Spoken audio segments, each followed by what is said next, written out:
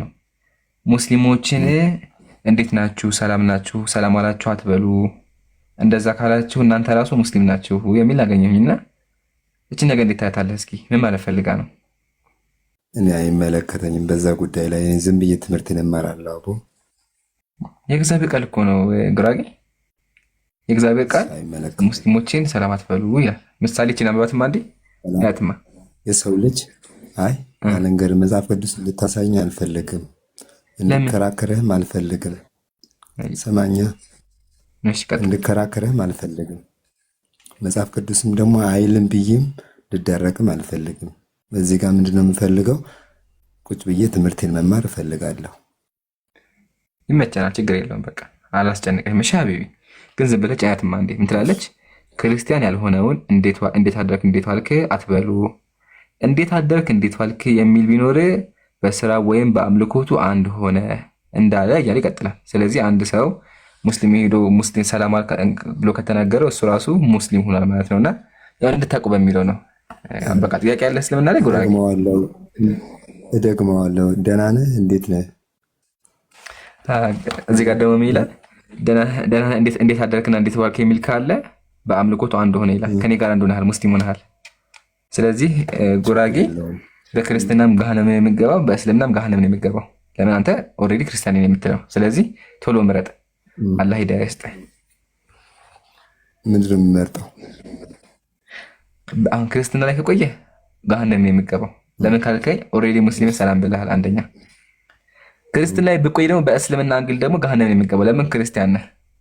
ስለዚህ በሙስሊም በክርስቲያን የምትሄድ ገሃነም ነው የሚገባው። ስለዚህ ምርጫ ምንድን ነው? ጥቅልል ብለህ የነቢያትን የኢየሱስን አምላክ እሱን ብቻ አምልክ። የዛን ጊዜ ትድናለህ ኢንሻአላህ። ሰላም ስላልኩኝ ገሃነም የምገባ ከሆነ ምንም ማድረግ አልችልም። ሰላምታይን ደግሞ እግዚአብሔር ነው ያለው። እግዚአብሔር አምላክ እንዴት አደርክ እንዴት ዋልክ የሚል ካለ በአምልኮቱ አንድ ሆነ ይላል። አንተ በአምልኮቴ አንድ ሆነሃል፣ ከኔ ጋር አንድ ሆነ ይታያል። አንተ ከኔ ጋር አንድ እኩል ነህ። በቃ which means አንተ ሙስሊም ነህ በመጽሐፉ መሰረት በለው። እንደዛ ነው። ቀስ በቀስ ግን አሁን ችግሩ አንተ አሁን ክርስትና በቃ ከዚህ በኋላ አባረሃል። አንተ ተባረሃል፣ ሙስሊም ነህ ተብለሃል። ግን ሙስሊም ደግሞ አንተ ክርስትና ስላለህ በስላሴ ስለምታመን ክርስቲያን ካፊር ነው ይላል። ስለዚህ ቶሎ ወስን ጉራጌ ፕሊስ። በህይወት ቀልድ የለም። ራስን ማዳን አለብህ። አለማር ታዲያ ሙስሊም መሆን አለብኝ እንዴ? እሱ ተማር ማሻል ልምኳ እኮ ነው። ተማርና ቶሎ ወስን እኮ ለዛ እኮ ነው። ሳትማርማ የለም። ቁርአን ራሱ አምላክ ምን መሰለህ? ፈአለም አነሁ ላ ኢላሃ ኢለላህ አለ። ከአላህ ውጭ አምላክ እንዴ ለወቅ መጀመሪያ ማወቅ አለበት። ሳታውቅማ አይሆንም። ትክክል ነህ። ግን ያው በቃ እንድታውቅ የፈለጉት ምንድን ነው? አንተ ኦልሬዲ በቃ ከክርስትና ወጥተሃል። ጉራጌ ስማኝማ፣ ተጨማሪ ሁለተኛ። እሺ ቅዳሜ ስራ ትሰራለህ? ምን አይነት ስራ አልገባኝም። በቃ ስራ ቢሮ ምናምን ትገባለህ ወይም ስራ ካለህ? ቢሮ? የምን ቢሮ ነው ደግሞ? ከየት መጥቶ ነው አንተ? ስራ ምንድን ነው? እሺ እኔ ያው በልቶ አደር ነኝ ባክ። እሺ በቅዳሜ ቀን ትሰራለህ? ትበላለህ? ትሰራለህ እንዴ? በደንብ እንጂ በደንብ። ግን መጽሐፍ ሳነብ የሚል ነገር አገኘው መሰለህ?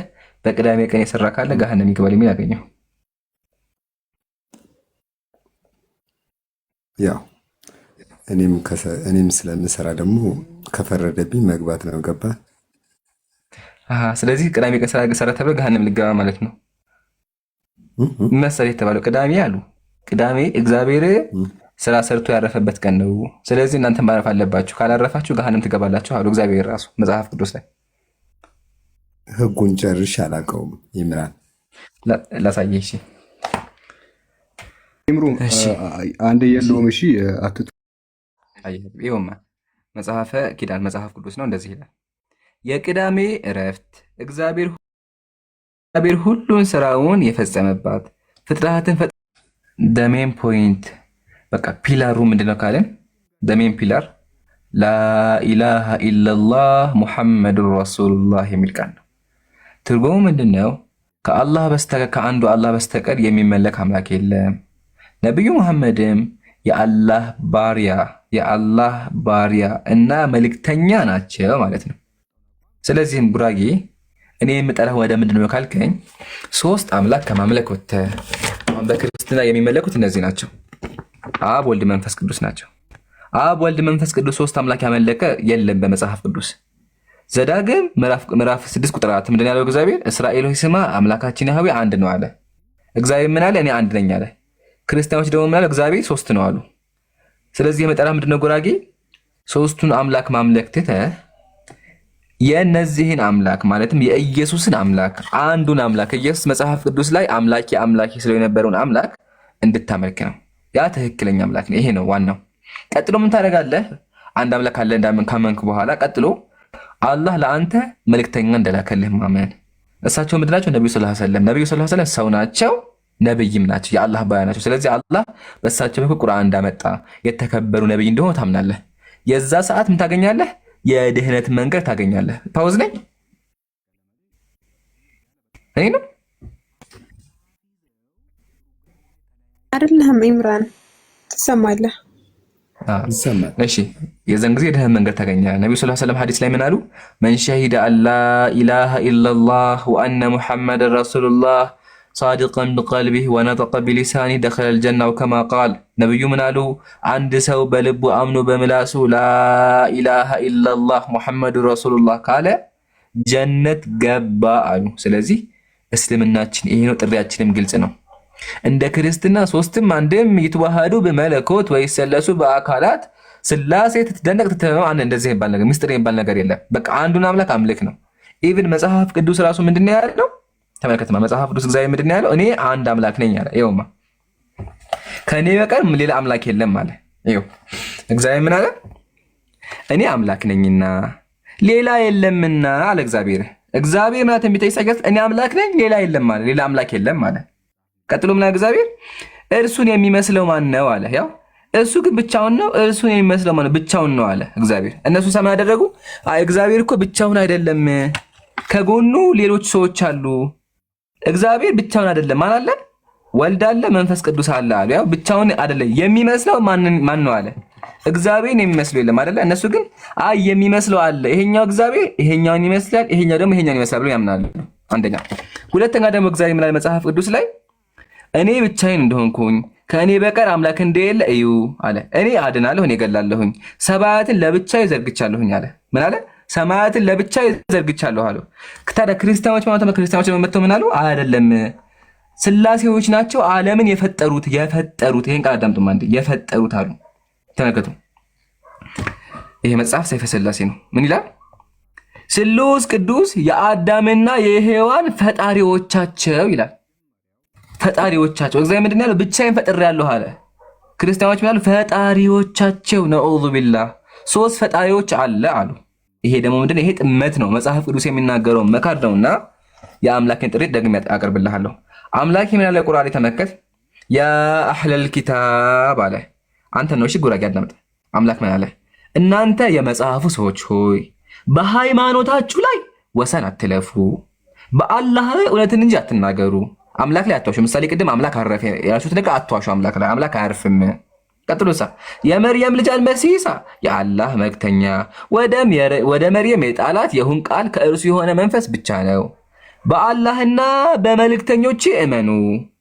አማልክት ሶስት ናቸው አትበሉ። እርሱ አላህ አንድ አምላክ ብቻ ነው። ሶስት አምላክ አለ አትበሉ። ኢንተሁ ኸይረን ለኩም ተከልከሉ አለ። ስለዚህ ጉራጌ ጊዜው ሳረፍድብህ ከሶስት አምላክ አምልኮ ወጥተህ አንዱን አምላክ አምልክ ብዬ ጥሪ ያቀርብልሃለሁ። ያልገባህ ነገር ካለ ጠይቀኝ። አይ ምንም የለኝም። ጥያቄ ሌላ ቀን ጠይቀሃለሁ።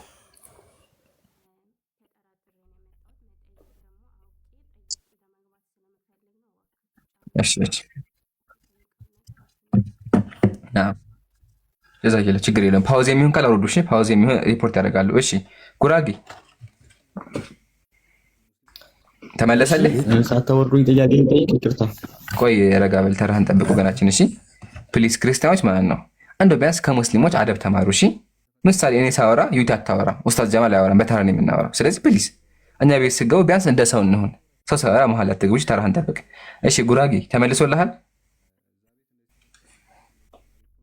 አዎ ማሻአላህ አለይክ። አላህ ሂዳያ ይስጥህ። በደንብ አንብብ።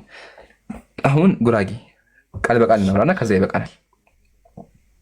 ስማኝማ እንደው ዝም ብለህ ስታስበው ሶስት አምላክ ይኖራል? እንዴት ሶስት ፈጣሪ ሊኖር ይችላል? እንደው ስታስበው ሶስት አምላክ እንዴት አእምሮ የሚቀበል ሶስት አምላክ ማምለክ? ፈጣሪ አንድ ነው መቼም። ታዲያ በክርስትና እኮ ሶስት ናቸው እኮ። በቃ ይምራን ስለሱ አትጠይቀኝ። አይደለማ ጉራጌ ያው እያያቸው ነው፣ ስዕላቸውም አለ። ቀጥሎሳ ስላሴ ይተዋሃዱ በመለኮት ወይሰለሱ በአካላት በአካል ሶስት ናቸው ይላል። እንዴ ብሎ ሶስት አካል ሊኖር ይችላል ጉራጌ?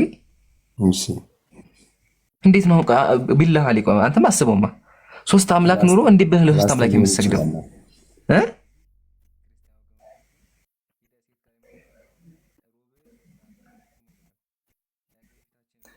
ምን አልከኝ? ተባስቶ ሊሆን ይችላል። እንዴት ሶስት ሊሆን ቻለ ስትለኝ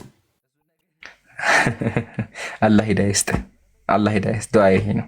አምላክ አይባዛም። እሺ አላህ ሂዳያ ይስጥህ። አላህ ሂዳያ ይስጥህ። ዱዓ እናደርግልሃለን። እሺ ሁለተኛ ፖይንት፣ ኢየሱስን ታመልከዋለህ? ወይኔ ውረድልኝ ነው እንዴ ኢምራን መማራችን? ላ ተخرج አትወጣና አዳምጠኝ። ኢየሱስን ታመልከዋለህ? እስካሁን ባለሁበት አመልከዋለሁ። እሺ ቆይ አሁን ጉራጌ መጽሐፍ ቅዱስ ምን ያለ መሰለህ ሲነበብ ሉቃስ ወንጌል ላይ እነሆ ትጸንሻለሽ ወንድ ልጅም ትወልጃለሽ ስሙንም አማኑኤል ትይዋለሽ ይላል። ማርያም የወለደችው ወንድ ልጅ ነውና እንዴ ወንድ ልጅ ታመልካለህ? ደግሞ የሚገርም ነገር ልንገርህ ማሰማኝ። ያ ወንድ ልጅ ማለት ነው ታውቃለህ፣ ሊፈጠፈጥ ነበር፣ ሊሞት ነበረ።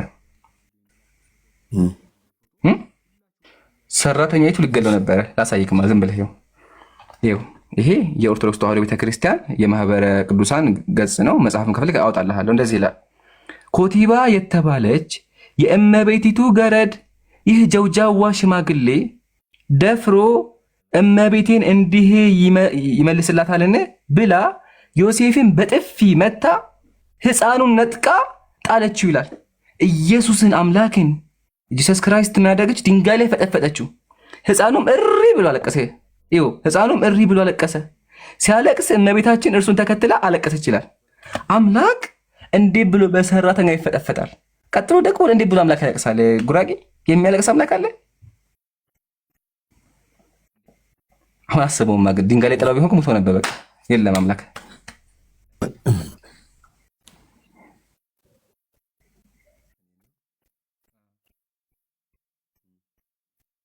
ምን ተሻለ?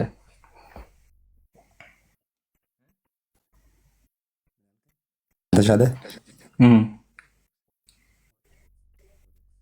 መማር ነዋ። በቃ ተማር። ይበቃል ወይስ ልጨምርልህ አንድ? ኧረ በቃኝ፣ እኔ ዝም ብዬ ልማርበት። ኧረ ኢምራን ተወኝ። ላላ አይደለም ሀቢቢ፣ ከተገናኘ አይቀር ማለት ብዙ ነገሮች እንድታቅ ነው ብዬ ነው። እሺ አሁን ኢንሻአላህ ይሄ ነገር በደንብ ከሰማህ እንቅልፍ በደንብ ትመረምራለህ ከዚህ በኋላ። በግድ አይሆንማ። እሱማ ትክክል ፈቃደኛ ኢምራን። ቆይ አሊፍ ፕሊስ ሚውት አድርግ። ላሰናብተውና ትቀጥላለህ። ደግመህ ካወራህ ትወርዳለህ። እሺ ወገናችን ተራህን ጠብቅ። ጉራጌ በቃ ይበቃሃል፣ ተማር። ያው እስልምና በደንብ አስረድቻለሁ ብዬ አስባለሁ። ኢንሻአላህ አላህ ሂዳያ ይስጥህ። በርታ። አሜን። ግን ከፈቀድክልኝ አንድ ነገር ብቻ ላወራ እፈልጋለሁ። በቃ ከዚህ በላይ አላስጨንቅህም። አንድ ነገር ብቻ ጉራጌ፣ ክርስትና ላይ ምን ብታገኝ ነው ከክርስትና የምትወው? ክርስትና ቆሸት የምትለው ምን ካገኘ ነው? ክርስትና ላይ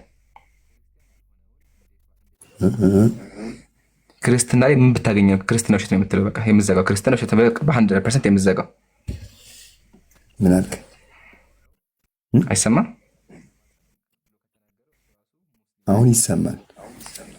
ክርስትና ላይ ምን ብታገኝ ነው ክርስትና ውሸት ነው ብለህ በ4 ነጥብ የምትዘጋው? በቃ ያገኘሁበት ነገር ካለ በልብ ያለ ገባ።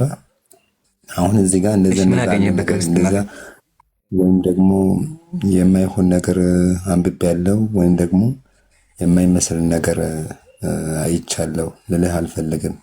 ገባ። አሁን እሺ ምን ብታይ አሁን እንግዲህ ላስመርጥህ ምሳሌ እም፣ ላስመርጥህ አንደኛ ምን ፍጡር የሚመለክበት ከሆነ አንደኛ፣ ሁለተኛ አምላኩ ትክክለኛ አምላክ ካልሆነ፣ ሶስተኛ መጽሐፉ የውሸት መጽሐፍ ከሆነ፣ አራተኛ አምላኩ ራሱ ጨካኝ አምላክ ከሆነ። እነዚህ አሉ። ከነዚህ የትኛው ከተገኘ ትወጣለህ ከክርስትና? የዛኔ ስወጣ እነግርሃለሁ። በቃ ይመችህ። ለማንኛውም ግን አራቱም ነገር ክርስትና ላይ አለ። ክርስቲያኖች ኢየሱስን ያመልካሉ። ኢየሱስ ፍጡር ነው። ክርስቲያኖች ስላሴ ያመልካሉ። ስላሴ ሶስት ናቸው። ያው ሶስት ናቸው። ስዕላቸው ራሱ ስዕል አድኖ አለኝ ያው ገዝቼዋለሁ አለ። እነዚህን ያመልካሉ። አምላክ መጽሐፈ ሳሙኤል ምዕራፍ 15 ላይ ሰዎችን ህፃናትን አስገድለዋል። መዝሙረ ዳዊት ላይ ደግሞ ህፃናትን ድንጋይ ላይ ፈጥፍጠዋል። ስለዚህ እኔ ልቀበል አልችልም። እኔ በቃ በደንብ አድርገህ እውነትን ፈልግ፣ አላህ እውነት ይስጥሽ፣ ዱዓ እናደርግልሃለን እኮ ልማርበት አልኩት። በቃ እሱ ነው። ከዚህ በኋላ ይሄ ቤትህ ነው። በፈለክበት ሰዓት እየመጣ ጠይቅ፣ ዱዓ እናደርግልሃለን። አይ ቲንክ ብዙ ነገሮች ስለ ክርስትናም ስለ እስልምና አይተሃል ብዬ አስባለሁ። ዋናው ግን አሁን በደንብ አድርገህ አስብበት። እሺ አስበህ ወስን። ውሳኔህን ደግሞ መታሳውቀን። እሺ መልካም ምሽት ይሆናል። እሺ ኡስታዝ ጀማል ካላችሁ አንድ ሰው ብቻ አስገቡ፣ አንድ ክርስቲያን ብቻ አስገቡልኝ። አሊፍ ሰላም ብያለሁ። ዱዓ አድርጉለት ጀማ፣ ሁላችሁም ኮሚቴ ዱዓ አድርጉለት፣ አላህ ሂዳያ ይስጠው። እሺ አሊፍ ይሰማሃል? ልትወርድ ነው? እሺ ልቀጥል? እሺ ሰላም ብያለሁ ወገናችን። እሺ ወንድሜ እንዴት ነህ? አለሁ አልሐምዱሊላህ። ከየት ቤተ እምነት ነህ? ኦርቶዶክስ ነኝ። ኧረ ወይኔ አንተ ስማኝማ፣ አሁን ሰላም ነህ ያልከኝ አይደል? ብቻ ነበር እችላለሁ መጠየቅ። አይ ችግር የለውም ጠይቃለህ። ግን ስማኝማ፣ አሁን ሰላም ነህ ያልከኝ አይደለ?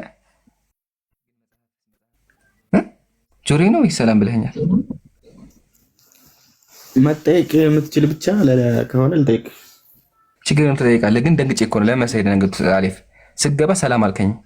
እኔ ደግሞ የክርስትና መጽሐፍ ሳነብ አንድ ሰው ሰላም መመለስ እኔ ስለ ቁርአን ልጠይቅ ነው የገባሁት። አባቴ ልታስጠይቅ ትችላለህ። ስለ ቁርአን ጥያቄ ትጠይቃለህ። ግን አንዴ ብቻ ላውራ ፍቀድልኝ። እሺ ፍቀድልኝ፣ ትቀጥላለህ።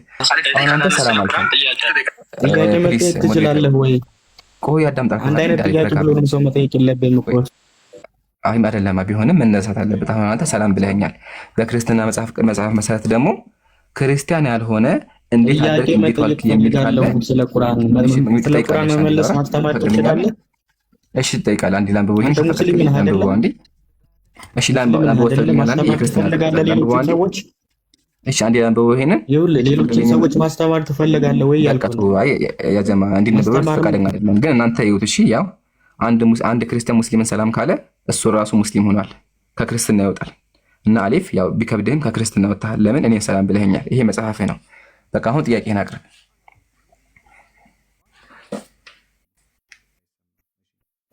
ታብታብ ማድረግ አትርሱ። እና ደግሞ ያ ጀማዓተል ኸይር ሮብ ከምሽቱ 3 ሰዓት ላይ ከዚያ ዲያቆን ጋር የውይይት ጥሪ አቅርበናል። ሁላችሁም እንዳቀሩ ጥያቄህን አቅርብ። ኦኬ ሁለቱንም እያነበብኩ ነበረ። ኢምራን ቁርአን በቅርብ ጊዜ ነው የጀመርኩትና እያነበብኩ ነበረ። ማሻአላህ አላህ ሂዳያ ይስጥህ። ይሰማል አይደል? ድምጼ በደንብ ይሰማል። እና ግን አሁን ከቁርአን ከመጽሐፍ ቅዱስ ላይ ያሉት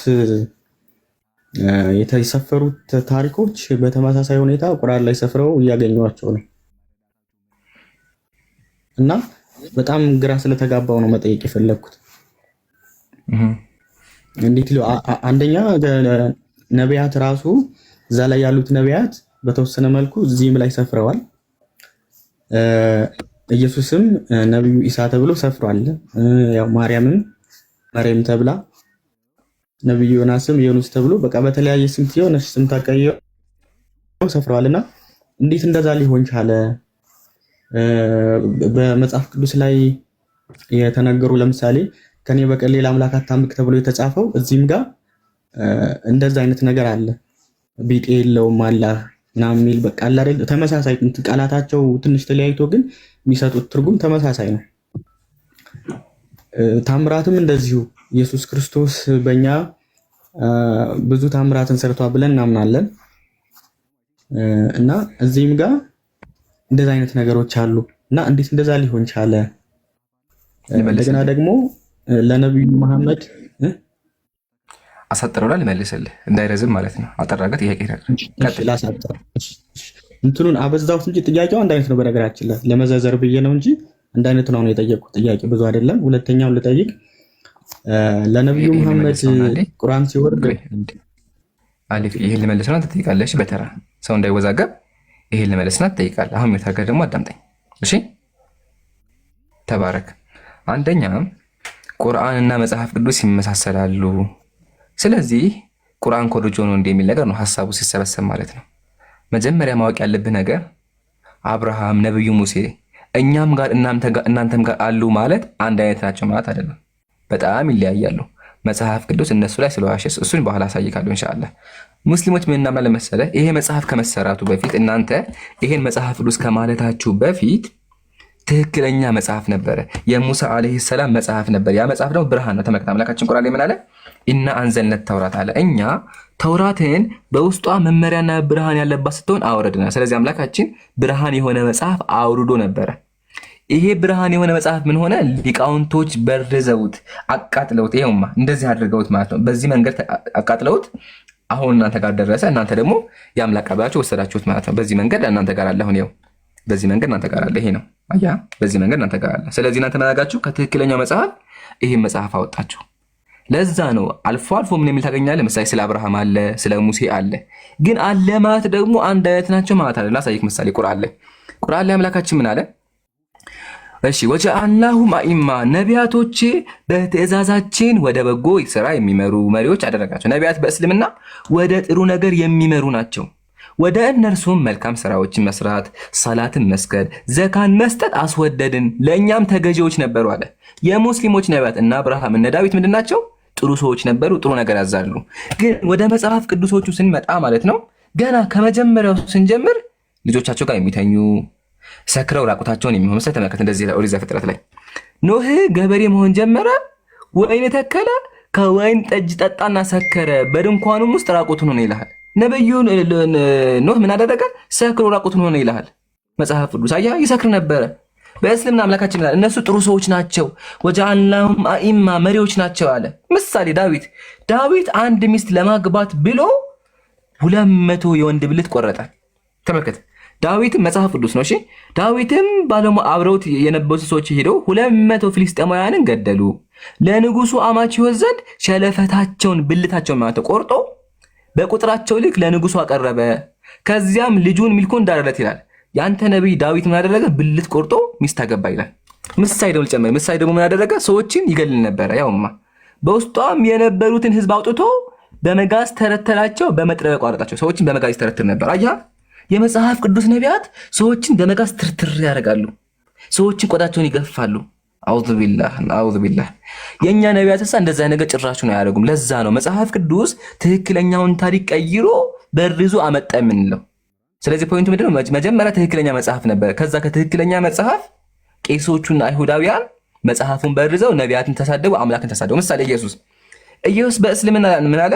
ኢኒ አብዱላህ እኔ የአላህ ባሪያ ነኝ፣ መጽሐፍን ሰጥቶኛል፣ ነብይም አድርጎኛል አለ። በእስልምና ኢሳ ባለሟል ነው። ወጂሃን ፊ ዱንያ በዱንያም በአኺራም የተከበረ ነብይ ነው በእስልምና። ግን በክርስትና ስንመጣ ይገርምሃል፣ ኢየሱስ አስካሪ መጠጥ ይጠጣል በክርስትና አስተምሮ። ተመልከት ምሳሌ የሉቃስ ወንጌል እንደዚህ የሉቃስ ወንጌል ምዕራፍ 7 ላይ መጥምቁ ዮሐንስ እንጀራ ሳይበላ የወይን ጠጅ ሳይጠጣ መጥቷል። የሰው ልጅ ግን እየበላና እየጠጣ መጥቷል። እነሆ በላተኛና የወይን ጠጅ ጠጪ አላችሁት ይላል። ኢየሱስ ምን ያደርግ ነበረ? የወይን ጠጅ ይጠጣ ነበረ ኢየሱስ። ተመልከት የወይን ጠጅ እንደሆነ ተመልከተው። ቀጥሎ የሚለው እዛ ጋር ያው that eating bread አለ፣ ዳቦ እየበላ and drinking wine አስካሪ መጠጥ እየጠጣ አለ። ስለዚህ በእናንተ እንኳን ኢየሱስ አስካሪ መጠጥ ይጠጣል። በእስልምና ግን እንደዚህ ይባል ነገር ጭራሽ ነው የለም። ኢቭን ኢየሱስ የመጀመሪያ ተአምሩ ምንድን ነበረ? አስካሪ መጠጥ መስራት ነበረ። ግን በእስልምና እንደዚህ ይባል ነገር ጭራሽ ነው የለም። ስለዚህ ምን እንላለን ሙስሊሞች? መጀመሪያ ትክክለኛ መጽሐፍ ነበር። ያንን ትክክለኛ መጽሐፍ በርዛችሁ ነቢያትን ተሳድባችኋል ብለን እናገራለን። አሁን ግልጽ ይሆናል ይመስለኛል። አንድ ድል አለ ካልገባ። እሺ ሌላ ሁለተኛ ጥያቄ ልጠይቅ። የጀመርኩትን ጠይቅ ይቻላል። ነብዩ መሐመድ እንግዲህ የመጀመሪያው ሙስሊም ናቸው ተብሎ ይታመናል። እሳቸውም ተናግረዋል። አይደሉም የመጀመሪያው ሙስሊም አይደለም። ሱረቱል አንዓም 6:163 ላይ እኔም የመጀመሪያው ሙስሊም ነኝ ብለው ራሳቸው ተናግረዋል። ግን መሀል እዛ ቁርአን ላይ ሙሳ ደግሞ ምን አለ? እኔ የሙስሊሞች መጀመሪያ ነኝ አለ ሙሳ። ስለዚህ ሙሳ ወይስ ነብዩ የትኛው የመጀመሪያ ሙስሊም? እንግዲህ በእስልምና ነብዩ መሐመድ ናቸው ቁርአንን እንደተቀበሉ። እንደዛ ከሆነ ምሳሌ ይሄን ይሁማ። ሱረቱል አዕራፍ እንደዚህ ይላል። ሱረቱል አዕራፍ ቁርአን ላይ ሙሳ እንደዚህ አለ፣ ወደ አንተ ተመለስኩኝ እኔም በወቅቱ የምእመናን መጀመሪያ ነኝ አለ። በወቅቱ የሚለው ማብራሪያ ነው። ምን አለ? እኔ የምእመናን መጀመሪያ የሙስሊሞች መጀመሪያ ነኝ አለ። ስለዚህ ሙሳ ወይስ ነብዩ የትኛው የመጀመሪያ ነብይ ሙስሊም?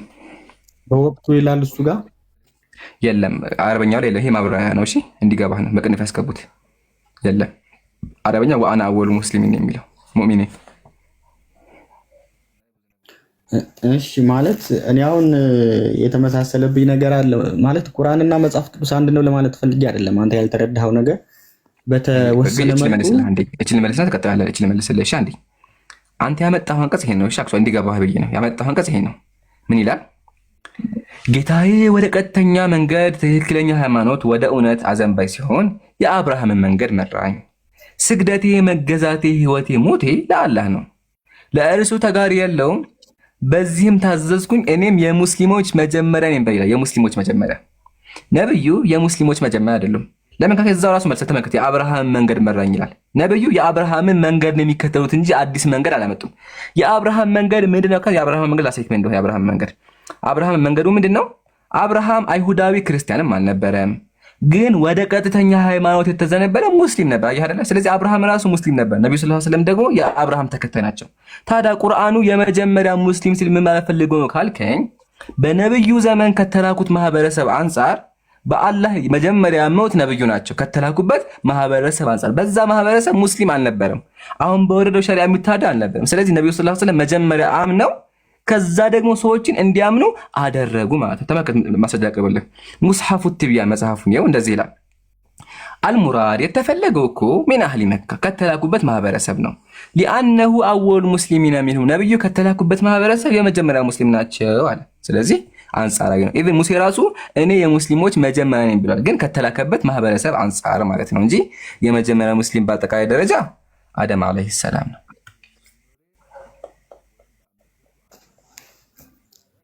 እሺ ማን ነው ታዲያ የመጀመሪያ ሙስሊም? አደም አለይሂ ሰላም።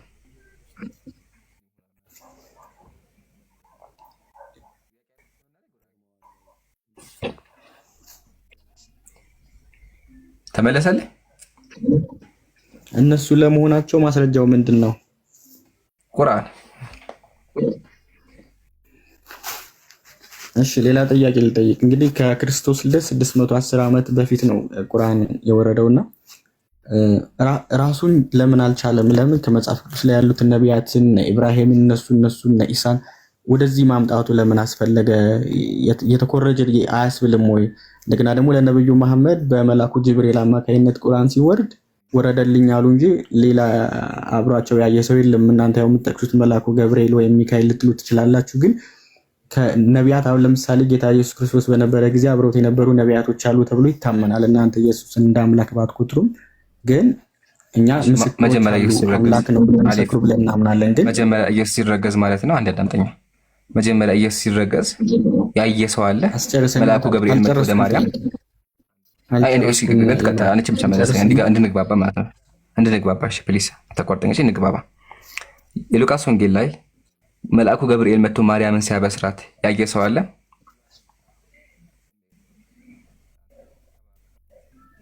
ያየ ሰው ሳይሆን እዛው ጸነሰቻት አይደል? ስለዚህ የጸነሰ ሰይጣን ቢሆን በምን እናውቃለን? ገብርኤል እንደሆነ ያየ ምስክር አለ? ለምን ሰይጣን ነው ብለህ ታምናለህ አንተ እንዴ? አይ ያለ ግን ማስረጃ ነገር ነው ያልኩ። በምን ለውቅ? እሺ ለምን ሌላ ሰው እንዲያ ያላደረገ?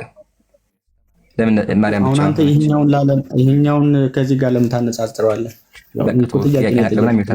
በአንተ ማለምን ቢገባ ኢየሱስን ኢሳ ብለህ ነው እንደ ነብይ የምትቀበለው እንጂ በአንተ መጽሐፍ መልስ የለህም። አይ እንዲገባህ ነው። በዛው ግዴታ ምስክር መኖር የለበትም የሚለው እንዲገባህ ነው። አሁን በቃ ጥያቄህን አቅርበህ የሚወት አድርግ።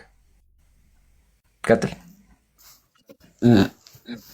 እና ከ610 ዓመት በኋላ ነው ከክርስቶስ ልደት ቁርአን ወረደ የተባለውና ወይ ሌላ ነብይም የለም ሲወርድ ወይ እነሱ መጻፍና መንበብ አይችሉም ሲጀመር። እንዴት አላህስ እንዴት አልገለጠላቸውም? እንደገና ደግሞ 23 ዓመት አጠቃላይ እንዴት ሊወርድ ቻለ? አሁን የጠቀስከው ጥቅስ መልአኩ ገብርኤል እንግዲህ ድንግል ማርያም አብስሯታል ብለሃል። ልክ እዛው ሲያበስራት እዛው ነው የጸነሰችው። ግን ቁርአን ግን ሲወርድ አጠቃላይ 23 ዓመታትን ፈጅቷልና እንዴት 23 ዓመታትን ሊፈጅ ቻለ? አላህ በመንፈስ ቅዱስ መርቶት ከሆነ ያ ነገር የሚጻፈው እንዴት በአንድ ደቂቃ፣ በአንድ ሴኮንድ፣ በአንድ ቀን ሊያደርገው አልቻለም? እንደገና ነብዩንስ እንዴትስ መጻፍና ማንበብ እንዲችሉ መንፈስ ቅዱስ አልሞላባቸውም የሚል ጥያቄ አለ። አይ እናመሰግናለን። ከመጨረሻው ጥያቄ ልጀምርና ቁርአን ለምንድን ነው በ23 ዓመት የወረደው ላልከው ጥሩ ጥያቄ ነው። ግን ያላሰብከው ያላወቅከው ነገር አለ። መጽሐፍ ቅዱስ ተሟልቶ የተጻፈው ከ3000 ዓመት በላይ ወስዶ ነው። ትሰማኛለህ? 20 ዓመት አይደለም፣ 100 ዓመት አይደለም፣ 200 አይደለም፣ 1000 አይደለም፣ 3000 ዓመት ከዛ በላይ ፈጅቶ ነው የተጻፈው። ስለዚህ አንተም እቺ ነገር አስብባት። በኋላ ወደ ቁርአን ልመለስልህ። መጀመሪያ ቁርአን በጥቅል ደረጃ ወርዷል። አምላካችን ቁርአን ላይ ሱረቱል ቀድር ላይ ምን አለ? ኢና አንዘልናሁ ፊ ለይለቱል ቀድር፣ ቁርአንን በለይለቱል ቀድር አወረድነው አለ። ቁርአን ሙሉ ለሙሉ ወደ ሰማኡ ዱንያ ወርዷል። ነገር ግን ወደ ምድር ሲመጣ ማለትም ወደ ነብዩ ሰለላሁ ዐለይሂ ወሰለም ሲመጣ እንደ አስፈላጊነቱ ነበር የሚወርደው። በአንዴ ከወረደ ደግሞ ለውጥ አይኖርም። ለምን? ሰዎቹ ጣዖት አምላኪያን ናቸው። ስለዚህ አምላካችን ነብዩን ልኮ ዘሎ ስለ ጀነት ስለ ጀሃነም አልነገራቸው። መጀመሪያ የምንነገራቸው ምንድነው? አላህን ፍሩ፣ ጣዖታትን ካዱ የሚል ነገር አስተማራቸው። ይሄን ከተማሩ በኋላ ቀጥሎ ማደረገ ይሄን ካደረጉ ጀነት እንደሚገቡ ነገራቸው። ከዛ ህግ መጣ። ስቴፕ ባይ ስቴፕ ነው። ዘሎ በአንዴ አይሆንም። በአንዴ ከወረደማ ሰዎችም ይከብዳቸዋል። ምንም የማያቀን ሰው መጣ ሙስሊም ሁን ከዛ ጀነት ትገባለህ፣ ገሃነም ብትለው አይገባም። ህግ ስገድ ብትለው አይገባም። ኢቭን ስግደት ራሱ የመጣው ስቴፕ ባይ ስቴፕ ነው። ለዛ ነው አይሻ ረዲየላሁ ዐንሃ ማለች በሐዲስ ላይ ለው ካነ አወሉ ማ ነዘል ላ ተሽረቡል ኸምር ለቃለ الناس ላ ነደውል ኸምር አበዳ። ለመጀመሪያ ጊዜ ቁርአን ሲወርድ አለች አይሻ ረዲየላሁ ዐንሃ አትስከሩ የሚል ሆኖ ቢሆን ኖሮ ሰዎች መቼም አንተውም ይው ነበረ። ስቴፕ ባይ ስቴፕ ነው የወረደው። መጀመሪያ አምላካችን መጠጥ መጥፎ ነገር እንደሆነ ነገራቸው። ቀጥሎ ደግሞ አቁሙ አላቸው። አያ ስቴፕ ይባል ነገር። ስለዚህ ምክንያቱ ይሄ ነው። ግን ቁርአን ሙሉ ለሙሉ ወደ ሰማኡ ዱንያ ወርዷል። ሁለተኛ ምስክር አለ እንዴ ላልከው በጣም ብዙ ምስክሮች ሰሃቦች አይተዋል። ብዙ ምስክሮች አሉ። ግን ምስክር ግዴታ ከሆነ በክርስትና ኢየሱስ ወደ ሰማይ ሳያርግ ያየው የለም፣ ሲነሳ ያየው የለም፣ ማርያም ስታረግዝ ራሱ ያያት የለም ጭራሽ ነው። ስለዚህ ይሄ በሙሉ ውሸት ማለት አይባልም። ዋናው ግን ጅብሪል አለይሂ ሰላም ራሱ ምን አለ? ያ ሙሐመድ አንተ ሙሐመድ ሆይ አለ አንተ ረሱሉላህ አንተ የአላህ መልእክተኛ ነህ። ወአና ጅብሪል እኔ ጅብሪል ነኝ አለ። ስለዚህ ጅብሪል አለይሂ ሰላም ራሱ መልአኩ ገብርኤል እኔ ጅብሪል ነኝ ብሎ ተናግሯል። አንደኛ። ሁለተኛ ሱሐቦችም አይተዋል። ሱሐቦች እንዳዩ ማስረጃ ካልከኝ አቀርብልሃለሁ። ምሳሌ ተመልከት። ሰሒሁ ሙስሊም ሐዲስ ቁጥር 8 ላይ ቃለ በይነና ነሕኑ ጁሉሲን እንደ ረሱሊላህ አሉ። ነብዩ ጋር ተቀምጠን ሳለ አሉ ሱሐቦች የሆነ ሰው ወደኛ መጣ። በጣም ያምራል፣ ልብሱ ነጭ ነው። ከዛ ወላ ዩራ አለይሂ አሰሩ ሰፈር የድካም መንገድ አይታይበትም። በቃ የሆነ ምንም አልደከመውም፣ መንገድ አልተጓዘም ማለት ነው። በጣም ያምራል፣ ነጭ ነው በቃ። ከዛ ቃለ ፈአስነደ ሩክበተሁ አላ ሩክበቲሂ መጥቶ ይሄ መቀመጫውን ወይም ደግሞ እግሩን በነብዩ በኩል አደረገና ምን አለ? ያ ሙሐመድ አንተ ሙሐመድ ሆይ እሺ ምን አለ? ማህየ አኽቢርኒ አን ልእስላም ስለ እስልምና ንገረኝ አላቸው፣ አስተማራቸው። ከዛ ነብዩ ሰለላሁ ዐለይሂ ወሰለም ምን አሉ? አላሁ ወረሱሉሁ አለም። ቀጥሎ ይሄን ከተናገሩ በኋላ ዑመር አሉት፣ ዑመር ማን እንደሆነ ታውቃለህ እንዴ አሁን የመጣው ብሎ ጠየቁ። ዑመር አላቅም ግራ ገብቶኛል አላቸው። ነብያችን ምን አሉ? ሃዛ ጅብሪል ይሄ እኮ ገብርኤል ነው። አታኩም ዩዓሊሙኩም ዲነኩም ዲናችሁን ሊያስተምራችሁ የመጣው መልአኩ ገብርኤል ነው አሉ። ስለዚህ መልአኩ ገብርኤል በሰው አምሳያ ተገልጦ ሰሃቦች አይተውታል፣ አስተምረውታል። ያ ሰሒሁ ሙስሊም ሐዲስ ቁጥር 8 ላይ አለልህ። ዋናው ግን ግዴታም አይደለም፣ ግን ሰሃቦችም አይተዋል። ለነበረን ቆይታ እናመሰግናለን። አሊ ያው እድል ስላለቀ ሌላ ጊዜ መተህ ደግሞ መጠየቅ ትችላለህ። እሺ አንድ የመጨረሻ አንድ ብቻ ልጠይቅህ። በቃ ለአንተ ልፍቀድልህ።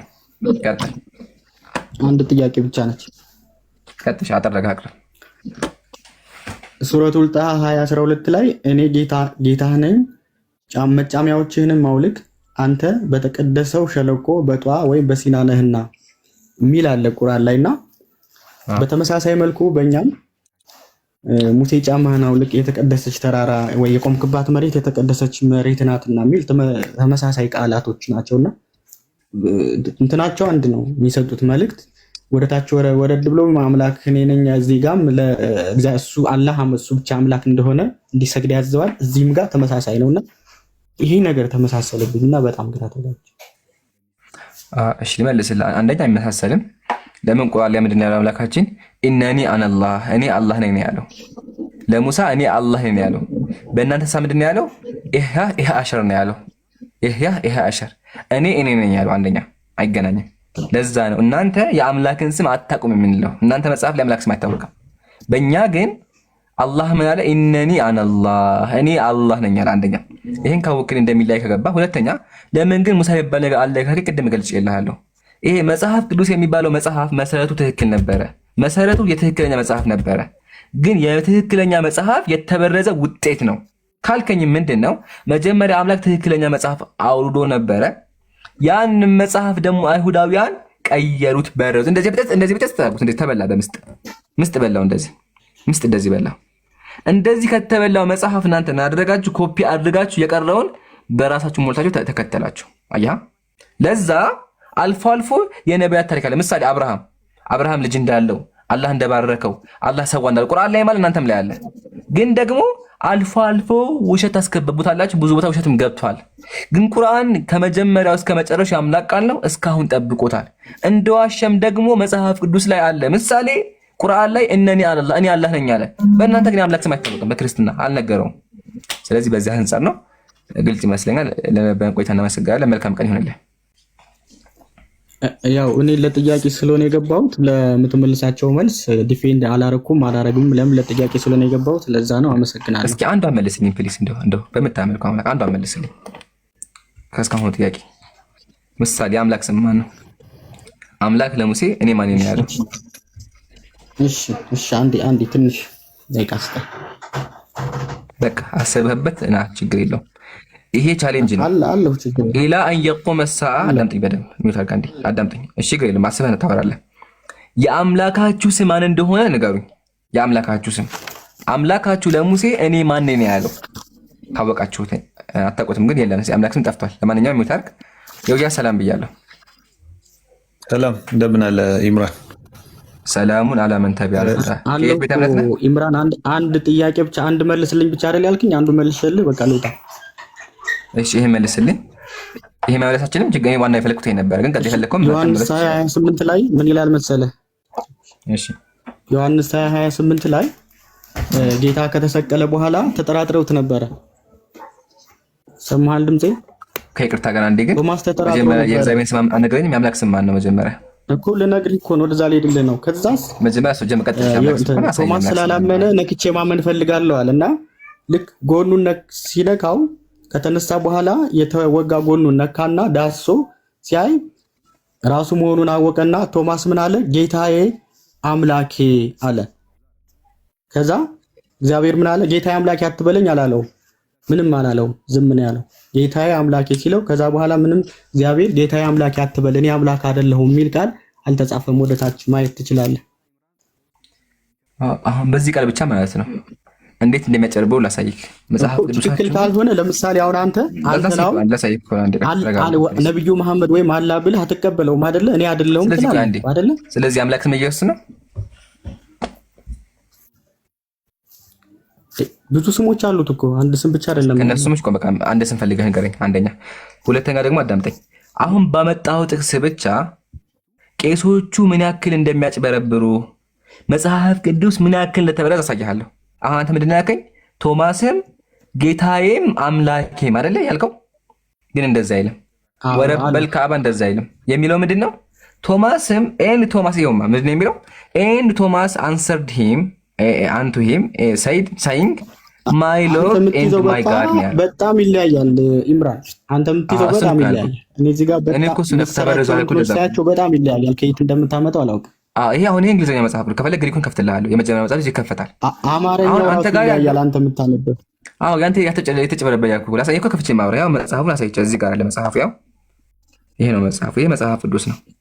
አማርኛ ላይ ያደረጉት ብቻ እኔ አንተ ቪዲዮ የሰራበትንም ሳየው አይገናኝም። እጅ ላይ መጽሐፍ ቅዱስ አለ። አሁን ለምሳሌ ባለፈው ምን አይነት ቪዲዮ ሰርተሃል መሰለህ? ይሄን ጨርስ አንዴ። ቆይ ይሄን ጨርስ ፕሊስ። እንደምትሳሳት ቆይ እዚህ ጋር ጨርስ አንዴ። ያዳምጠኝ። ይሄን ጨርስ ፕሊስ። ከዛ ታሳየኛለህ። ችግር የለውም። እሺ በተራ አሁን እዚህ ጋር አንተ ቶማስ ጌታዬም አምላኬም ማለት ትላለህ። ውሸት ነው ያለው ጌታዬ እና ነው ያለው። ጌታ ያለው ኢየሱስን ነው። ጌታ የሚያደረገው እግዚአብሔር ነው። አምላክ ያለው ደግሞ የኢየሱስ አምላክ ነው። ኢየሱስ ራሱ እኔ ወደ አምላኬና ወደ አምላካችሁ አድርጋለሁ አለ። ስለዚህ ቶማስ አምላክ ያለው ኢየሱስ አምላክ ያለውን አካል ነው። 4 ነጥብ። አንደኛ። ሁለተኛ ደግሞ ይሄ ታሪክ ራሱ ውሸት ነው። ይሄ ታሪክ ውሸት ነው። ምሳሌ ተመልከት። አንድ መጽሐፍ ልጥቀስልህ ውሸት እንደሆነ እንዲገባ ማለት ነው። ኢየሱስ ምን አደረገ መሰለ? አንዲትን ሴት ጠራና ምን አላት? ነይ ጎኔን እይ። ቶማስ ጎኔን አይቷል፣ አንቺም ጎኔን እይ አላትና ከዛ ውሃ ማደረጋት ጎኔን ቃሉ ስለሚከብድ ላሳያችሁ። ያው እኔ ስለሚከብደኝ እናንተ ራሳችሁ አንብባችሁ ፍረዱ። እሺ ይሁት። ዳግመኛም ጌታ ኢየሱስ ክርስቶስ በእኔ በራሴ ፍቃድና በአባቴ ፍቃድ አይሁድ በዕለተ ዓርብ የወጉትን ጎኔን ጥቢ አላት ይላል። ይፈጠራሉ። እዚህ ጋር ብሎ ፈጠሩ። አምላክ እችን ሴት ምን አድርጋላት? ጎኔን ጥቢ አላት። ምንድነው የምታነብልኝ? መጽሐፍ አሳይካል። ያው ገድለ ክርስቶስ ሰምራ። ከዛ ቀጥሎ የሚለው መሰለክ ገድለ ክርስቶስ ሰምራ። ያው በኢትዮጵያ መጽሐፍ ቅዱስ እየጠበቅኩ እኮ ነው። አንተ ምንድነው የምታነበው? በመጽሐፍ ውስጥ መጣላል እኮ አንዴ ረጋ በላ ፕሊዝ። በሁለቱም እናወራለን። እሺ በሁለቱ ይሄን ልጨርሰው አንዴ። ያው እዚህ ጋር ያን ጊዜ ልጅ የእናቱን ጡት እንደሚጠባ የጌታዋን የኢየሱስ ክርስቶስን የተወጋውን ጎኑን ጠባች ይላል። ኢየሱስ ለሴቶች ጎኑን ያስጠባ ነበር ይላል። ቀጥሎ ጌታ ቶማስ የተወጋውን ጎኔን ዳሰሰ፣ አንቺ ግን ጠባሽ። እስኪ ከዳሰሰና ከጠባ ቆይ አንዴ ፕሊስ ረጋ በለ ፕሊስ ስጨርስ ታወራለህ። ቆይ እስኪ ከዳሰሰና ከጠባ የቱ ብልጫ እንዳለው ንገራት። የትኛው ይበልጥ ከጠባና ከዳሰሰ? እሷ ምን አለች? ይህም ባላት ጊዜ የጠባ ይበልጣል ይችላል። ስለምታነበው መጽሐፍ ጥያቄ እየጠየቅኩ ነው። ቆይ ረጋ በለ ትጠይቀኛለህ። ለጨርሳ መጀመሪያ አሊፍ ምን ነው አዳምጣ እንዴ። ስለዚህ አምላክ ራሱ በዚህ መጽሐፍ ጎኑን ያስጠባ ነበር ይላል። ኢቭን መጽሐፍ ቅዱስ ላይ ራሱ ቶማስ ነካ የሚለው ታሪክ ፈጠራ ነው። ጸሐፊው አይታወቅም። መጽሐፍ ቅዱስ ላይ ራሱ ቶማስን ጠርቶ እጅህን አስገባብኝ አለው የሚለው የለም፣ ፈጠራ ነው። ጸሐፊው አይታወቅም። አሁን አንድ ጥያቄ ልጠይቅህ። ይሄ ታሪክን የጻፈልህ ማን ነው? ቶማስ ጣቱን አስገባበት የሚለው ታሪክ ማን ነው የጻፈው?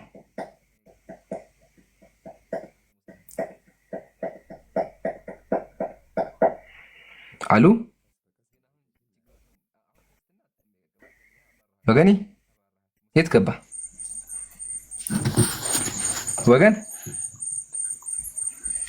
ወገኔ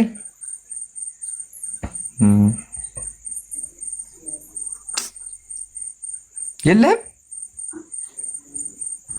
ይሄን ያልኳችሁ በቃ ይሄን ያልኳችሁ በቃ ተከስሩን አዳምጥ እና ታሪኩ ፈጣን እንደሆነ አይታችኋል። እሺ ያ ሰላም ብያለሁ።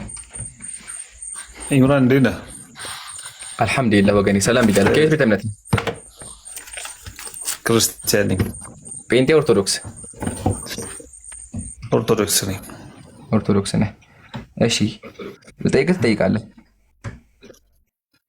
አይ ልጠይቅህና ዝም ብለህ አብራራልኝ። ኖርማሊ እንትን ሳይሆን ቀለል ያለ ጥያቄ ነው፣ ግን የሆነ ማብራሪያ ፈልጌ ነው።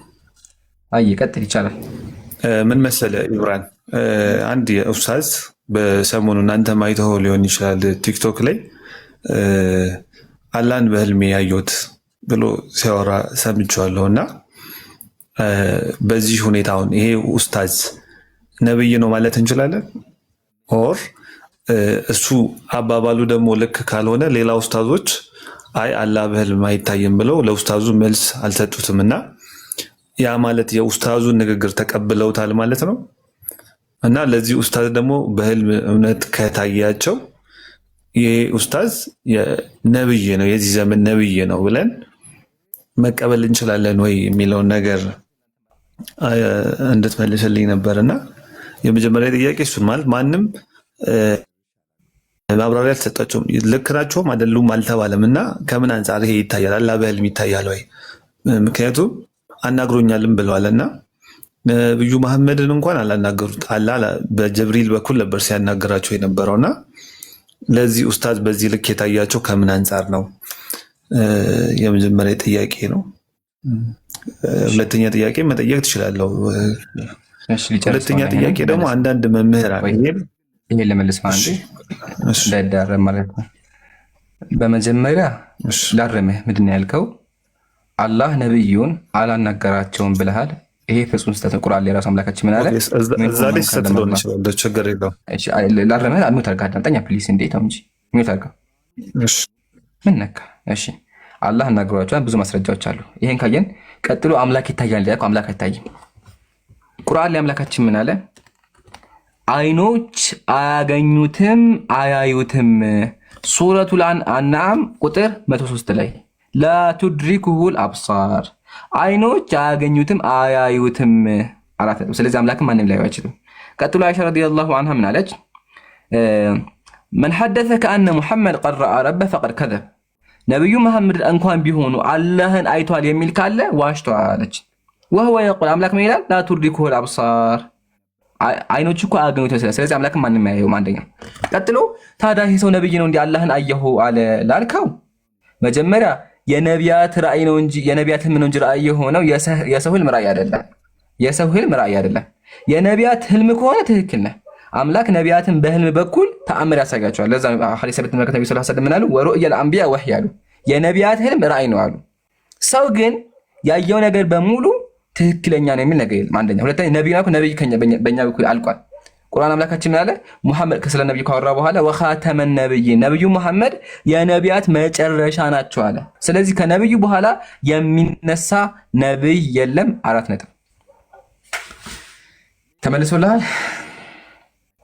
እሺ ተመልሶልኛል።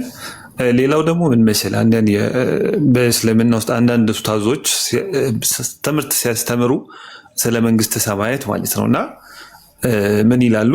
ከእናንተ በእርግጥ አልሰማሁም፣ ከአንዳንድ መምህራን የሰማሁትና መንግስተ ሰማያት ሲጋራ ማጨስ ትችላላችሁ፣ የፈለጋችሁትን መኪና መንዳት ትችላላችሁ ምናምን ይላሉና የሆነ ዓለማዊ ነገር የፈለጋችሁትን ነገር ማድረግ ይቻላል የሚል አስተምሮት አለና ያ የሚደረገው ሰውን ትኩረት ሰዎችን ወደ ራስ ለመሳብ ነው ወይስ የእስልምና አስተምሮ ነው? አጠር አድርገህ ንገረኝ። ምንም እንትን ስላልሆነ አይ ይህን ጥያቄ በክርስትና እናየዋለን። ከክርስትና በፊት እስልምና ላይ ያለው ልመልስልህ። መጀመሪያ እኛ ሙስሊሞች የምናምነው በመጽሐፍ ቅዱስም ያለው አንድ ሰው ከሞተ በኋላ የሚነሳው በአካሉ ነው። አካል ሲነሳ ደግሞ አምላካችን ቁርአን ላይ ምን አለ? ፈኢዛ ሁም ሚነል አጅዳቲ ኢላ ረቢሂም የንሲሉን፣ ከመቃብራቸው ወጥተው ድጋሚ ወደ አምላክ ይመጣሉ አለ። ስለዚህ ሁሉም ሰው ወደ አምላክ ይመጣ ከነስጋው ነው፣ ሰው ነው፣ በቃ ሰውነት ነው የሚነሳው። ያ ሰው ደግሞ ፍላጎት፣ ስሜት አለው። ስለዚህ ጀነት ውስጥ ምን አለ? አላህ ለሁሉም ያዘጋጀው ፍላጎትና ደስታ አለ። ደስታ ምንድነው ካል መንፈሳዊና ጸጋዊ ነው። አንድ ሰው ጀነት ሲገባ ምን ያገኛል? አምላክን ያያል።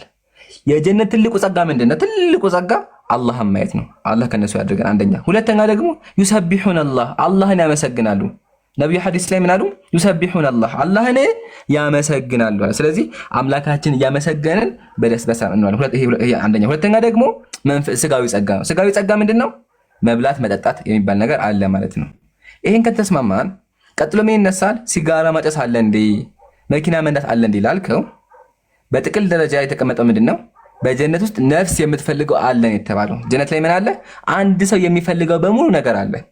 ግን በሙሉ ነገር ሲባል መጥፎ ነገር የለም። ለምን ካከኛ አምላካችን ቁርአን ላይ ምን አለ? ወነዛዕና ማ ፊ ቁሉብሂም ሚን ጊል አለ። በልባቸው ያለውን መጥፎ ነገር በሙሉ አወጣን አለ። ስለዚህ የጀነት ሰው ሲጀመር መጥፎ ነገር አይፈልግም፣ አይመኝም። መጥፎ ነገር ጭራሹን አይመኝም። ስለዚህ መጥፎ ነገር ስለማይመኝ መጥፎ ነገር ጀነት ላይ የለም። ነገር ግን አንድ ሰው የፈለገው ጸጋ በሙሉ ጀነት ላይ አለ። አላህ ጀነት ከሚገቡ ያደርገን። አምላካችን ምን አለ? ለሁም ማ ተሽተሂ አንፉሱሁም፣ ነፍሶቻቸው የሚፈልጉት በሙሉ አለ። ዩበሽሩሁም አልቀጥሉ፣ አምላክ ያበስራቸዋል። ቢረህመት ሚንሁ፣ ከእርሱ በሆነ እዝነት አምላካቸው ያዝልናል። ውዳሴ እንወደሳለን፣ መላእክቶች ያመሰግናል። በገነቶች ለነሱ በውስጧ የማያቋርጥ መጠቀሚያ ያለባት ስትሆን ያበስራቸዋል። በውስጧም ለዘላለም ዘውታሪዎች ሆናቸው ይላል። ስለዚህ ጀነት ላይ ሁሉም ጸጋ አለ፣ መጥፎ ነገር ግን የለም። ስለዚህ ሲጋራ ላይ እንደዛ አይነት ነገር የለም። ግን ደግሞ ምን አይነት ነገር አለ የሚለውን ነገር የምናውቀው ስንሄድ ነው። አራት ነጥብ። አመሰግናለሁ። እሺ ሌላ ኢብራሂም ምን መሰለህ፣ አሁን ሁሉም ሰው ሲወለድ ሙስሊም ነው ይባላል እና በአስተምሮ ደረጃ በኢስላም አስተምሮ ደረጃ እና አሁን ደግሞ ሰሞኑን በምናየው አስተምሮ ደረጃ አንዳንድ እስልምና አንድን እስልምና የመንቀፍ ነገር አለና ለምሳሌ ሰለፊ እስላም አይደለም፣ ሀበሽ እስላም አይደለም ይባላልና ልጨርስልህ አንዴ። እሺ ተቀጥላለህ። ቅድም ያላወራሁት ነገር ስላለ ነው። እሺ በክርስትናም ያለው ጠቅሳለሁ ብዬ ስለረሳሁ ነው። በክርስትና ምን አለ? በጣም ጥሩ ጥያቄ። ምን አለ ተመልከቱ። መጽሐፍ ቅዱስ መጽሐፈ መቃብያን በጻድቅ በቤቱ ዙሪያ መልኩና መዓዛው ልዩ የሆነ ጣፋጭ የገነት ፍሬ ተተክሏል ይላል። ገነት ላይ ምን አለ? ፍሬ አለ። በዚያ የወይን የዘይት ቦታ አለ፣ ዘይትም አለ። ዘይት ነጋዴዎች ስሙ፣ ፈጽሞም ያማረ ነው፣ የፍሬው መዓዛ የጣፈጠ ነው ይላል። ስለዚህ በገነት ምን አለ? የሚጣፍጡ ፍራፍሬዎች አሉ። ምን ምን? እነዚህ በሙሉ አሉ። ተምር ምናምን ምናምን ምናምን፣ ቴምር ራሱ አለ። አሳያችሁ። የገነት ፍሬ ከማር ወለላ የበለጠ ጣዕም አለው። ይህንን ማግኘት የሚችሉት የቅድስት ቤተክርስቲያን ስርዓት የጠበቁ ናቸው። ስለዚህ በገነት ላይ ምን አለ? መዓዛ የተሸለመ ትርንጎም አለ፣ አበባ አለ። ከዛ አሁን ደግሞ ልቀጥላችሁ። ያው በገነት ላይ ጻድቃን የሚመገቧቸው እጽዋት አሉ ይላል። ስለዚህ በገነት የሚበላ እጽዋት አለ። አንተ እጽዋት ትበላለህ ገነት ላይ እጽዋት ይላል አለ። ራእየ ማርያም የተመለከተው ራእየ ማርያም ደግሞ ምን አለ? አልጋም አለ ሚስትም አለች በክርስትና። ያው የወይን ወንዝ አለ፣ የወይን ወንዝ አለ፣ የማር ወንዝ አለ፣ ፍራፍሬዎች አሉ። ከዛ በኋላ ቀጥሎ ምን አለ? አልጋ አለ። አሁን ይሄን ዋና ጨዋታ። በገነት ምን አለ? በክርስትና እግዚአብሔር በጣም የሚያምር ቆንጆ አልጋ፣ ሰፊ አልጋ ያደርግና ከዛ ሰፊ ክላስ ነው። እዛ ክላስ ማን ያስገባቸዋል? ባልና ሚስት ይገባሉ። ከዛ ለዛለም እዛ ደስ እያሉ ይኖራሉ። ምን እንደሚያደርጉ እንግዲህ እናንተ ወቁት። ተመልከቱ። ማርያም ምን ተነገረው? ማርያም ምን አለች? ተመልከቱ እዚህ ጋር ከፀሐይ ከጨረቃ ይልቅ ታበራለች አለች። በውስጧ ብርሃን የሚያንጸባርቅ የግምጃ ምንጣፍ ወለላ ተነጥፎበታል። የሚያምር ምንጣፍ አለ። ዋው ማሻአላ ሰፊ ምንጣፍ አለ። እሺ የወርቅ የብር አልጋ ተዘርግቷል። የብር አልጋ አለ፣ ብርና የወርቅ አልጋ አለ። ይቺ ቦታ ለማን ትሆናለች ብዬ ልጄን ጠየቅኩት። ኢየሱስ ምን አለ? እግዚአብሔር አንድ ያደረጋቸው ባልና ሚስት አይለያዩም። ባልና ሚስት አንድ አካል ናቸው። ወንድ በአንድ ሴት፣ ሴት በአንድ ወንድ ከተጠብቀው ሲኖሩ በሞቱ ጊዜ ከዚያ ቦታ ያስገቧቸዋል ይላል። ስለዚህ ባልና ሚስት አንድ ላይ ሆነው አልጋ ላይ ፏ ብለው ይኖራሉ። የሚያደርጉት እናንተ ወቁት። ለዘላለምም ደስ ይላቸዋል። ለዘላለም በሙሉ አልጋው ተኝተው የፈለጉት እያደረጉ ይኖራሉ። ይሄ በክርስትና ያለ ነው። ክርስቲያኖች ይክዱታል። እሺ ልጅ ወርዷል። ከባድ ነው። ሰላም ብያለሁ።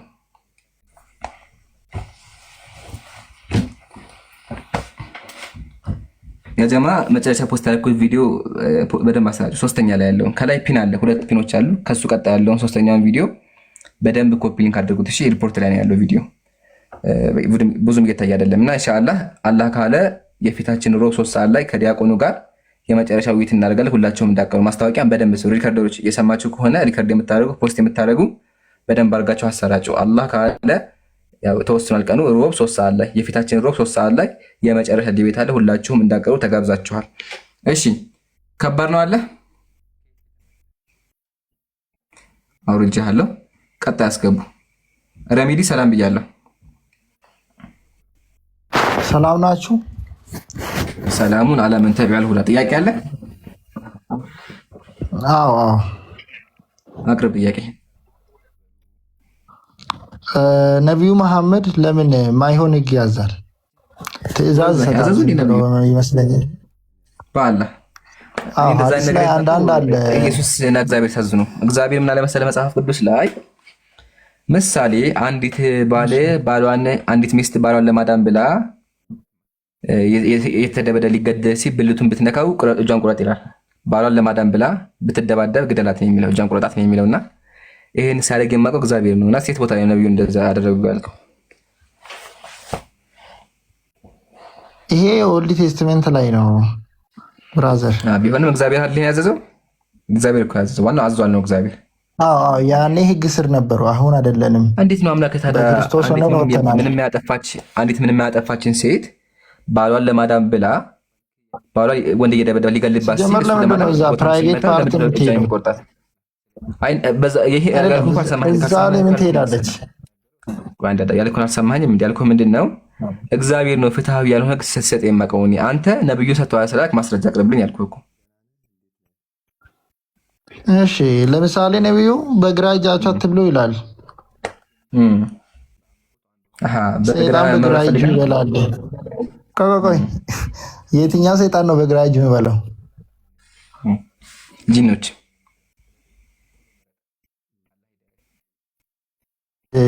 ይመገባሉ። እንዴት አለ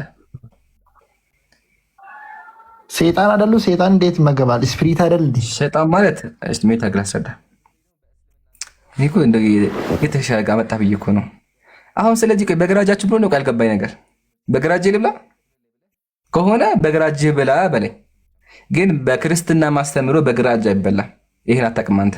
አልተማርክም፣ አላስተማሩህም፣ ሸውደውሃል፣ አልተማርክም። ማማሳሽ እንደዛ ብለዋል። እሺ አውጣልህ ካው ችግር በቀኝ እጅ እንደማይበላ ሳይካለሁ በግራጅ እንደማይበላ። ዋናው እኛ ሙስሊሞች አደብ አለን። እሺ አደብና ስነ ስርዓት አለን። እስልምናችን ሙሉ መመሪያ ነው፣ ሙሉ ህጎች አሉ። ስለዚህ አንድ ሰው ሲበላ መብላት ያለበት በቀኝ እጁ ነው። በግራ እጁ ደግሞ ሌሎች ነገሮች ሲሰራ በግራ እጁ ነው የሚያደርገው። ሁሉም ነገር መመሪያና ህግ ስላለው አደብ አለ በእስልምናችን። ይህን ካስክልኝ ግን በቀኝም በላው በግራም በላው ክርስትና ትክክል ነው ማለት ነው? እስልምና በግራ እጃችሁ እንዳበሉ ስላለ በተዘዋዋሪ ክርስትና ትክክል ነው ማለት ነው? ምን ያገናኘዋል? እኔ እዚህ ጋር እያወራሁ ያለሁት አምላክህ ሶስት አምላክ ነው፣ አምላክህ ፍጡር ነው፣ አምላክህ የማይሆን ህግ ያዛል እያልኩ አንተ በምን አምሮ ነው በቀኝ እጅ ብሎ አለ የምትለው? አንደኛ። ሁለተኛ ደግሞ ልጨርሳ አታቋርጠኝ፣ ልጨርስልህ። ሰይጣን ባህሪ ነው። እሺ ሸይጣን የሚባል ፍጥረት የለም። ሸይጣን የሰው ባህሪ ነው ወይም ደግሞ ተግባር ነው። አንድ ሰው ሲገድል ገዳይ ይባላል። ገዳይ ሆኖ አይፈጠርም። እንዲሁም አንድ ጂን መጥፎ ነገር ሲሰራ ሸይጣን ይባላል። ምሳሌ የሰው ሸይጣን አለ። አምላካችን ቁርአን ላይ ምን አለ? ሸያጢነል ጂኒ ወል ኢንስ፣ የሰው ሸይጣን አለ። ሸይጣን የሚለው የባህሪ መገለጫ ነው እንጂ የሆነ ፍጡር አይደለም። ለማንኛውም ጥያቄህን አቅርብ፣ ቀጥል። እሺ ለምሳሌ ጫማ ስታደርጉ በቀኝ አድርጉ፣ ከዛ ስታወጡ በግራ አውጡ ይላል። ብዙ አለ ባይዘ። ስለዚህ ምን ይሁን አይደለም። ይሄ ለምንድን ነው? ይሄ ግዴታ ነው አሁን እንዲመረግ? ይሄ ሱና ነው፣ ሱና ነው። አንደኛ ማለት አንድ ሰው ካላረገስ? ልመልስልህ እሱን ነብዩ አዘው በትእዛዝ ደረጃ ከመጣ ይሄ ዋጅብ ነው አንድ ሙስሊም ለማድረግ። በጀስት በአስተምህሮ ደረጃ ከሆነ ግን ተገብረዋለህ። አሁንም ግን ያልገባኝ ነገር በግራ እጃችን ጫማችንን ለበስን፣ በቀኝ የለበስን ፖይንቱ ምንድን ነው? አሁን ድህነት ይሆነኛል? ይሄ ግዴታ ነው? ይሄ ምን ማድረግ አንድ ሰው ካላደረገስ? ይሄን ትእዛዝ ካልፈጸመስ? ማሻአላህ እሱን እኮ ብያለሁ። ነቢዩ ሰለላሁ ዐለይሂ ወሰለም ሐዲስ ላይ ቃል በቃል አድርጉ ካሉ እናደርገዋለን። ግን በአስተምህሮ ደረጃ ደግሞ ከሆነ መተግበሩ ግዴታ አያስጠይቅም። አደረክም ተብለህ ገሃነም አትገባም።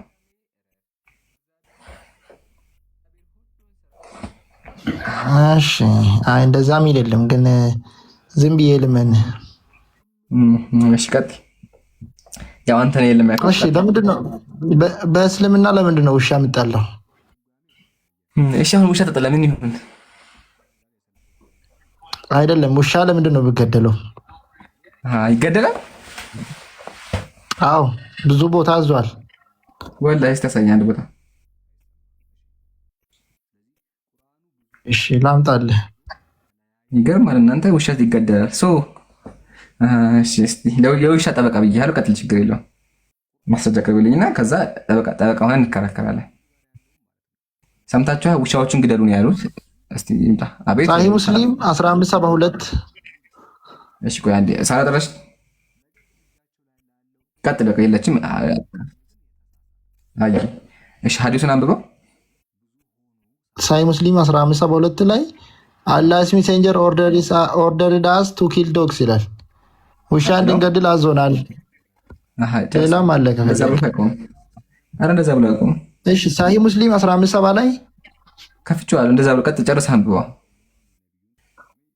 የቅድሙን አሁን ያነበብኩ ሐዲስ ጨርሰው። እሺ ordered us to kill dogs and we carried out this order so much so that we also killed the dog coming with a human from desert. Then Allah's apostle forbade their killing. He, the prophet, further said, it is for your duty the jet black dog having two spots on the eyes, for it is a devil. አሁን እዚህ ጋር ምን ታያዳ? እቺን ቃል እስቲ አንባ ትርጓሜ ምንድን ነው? then the Allah apostle forbade their killing ይላል። ምን ማለት ነው? ከለከለ። ምን ከለከሉ? ምን አይነት እንደከለከለ ይሄው ከታች ይናገራል እኮ። ምን ከለከሉ? እንደዛ አይነት ይሄን አይነት ከለር ያለው ውሻ መግደሉን ከለከለ። አይደለም። እስቲ በትክክል እንግሊዝኛ በቃ አልተማርክም ማለት ነው። አልተማርክም ወላሂ ይኸው ከታች ከፍቼዋለሁ። አንብበው እስኪ አንብበው ደግመህ ግራ አታርጎ ብራዘር። ወላሂ አልተማርክም ሀቢቢ አልተማርክም። ለምን መሰለህ ገለበጥከው ሐዲሱን። ይሄ የሚያሳየው እንዳልተማርክ ችግር የለም። አንብበው በቃ አንብበውና ድጋሚ እሺ ልተርጉምልህ በቃ ያዳምጠኝ። አላህስ ሜሴንጀር ሰለላሁ ዐለይሂ ወሰለም ኦርደር አስ ቱ ኪል ዶግስ ይላል። ትርጉሙ ምንድን ነው?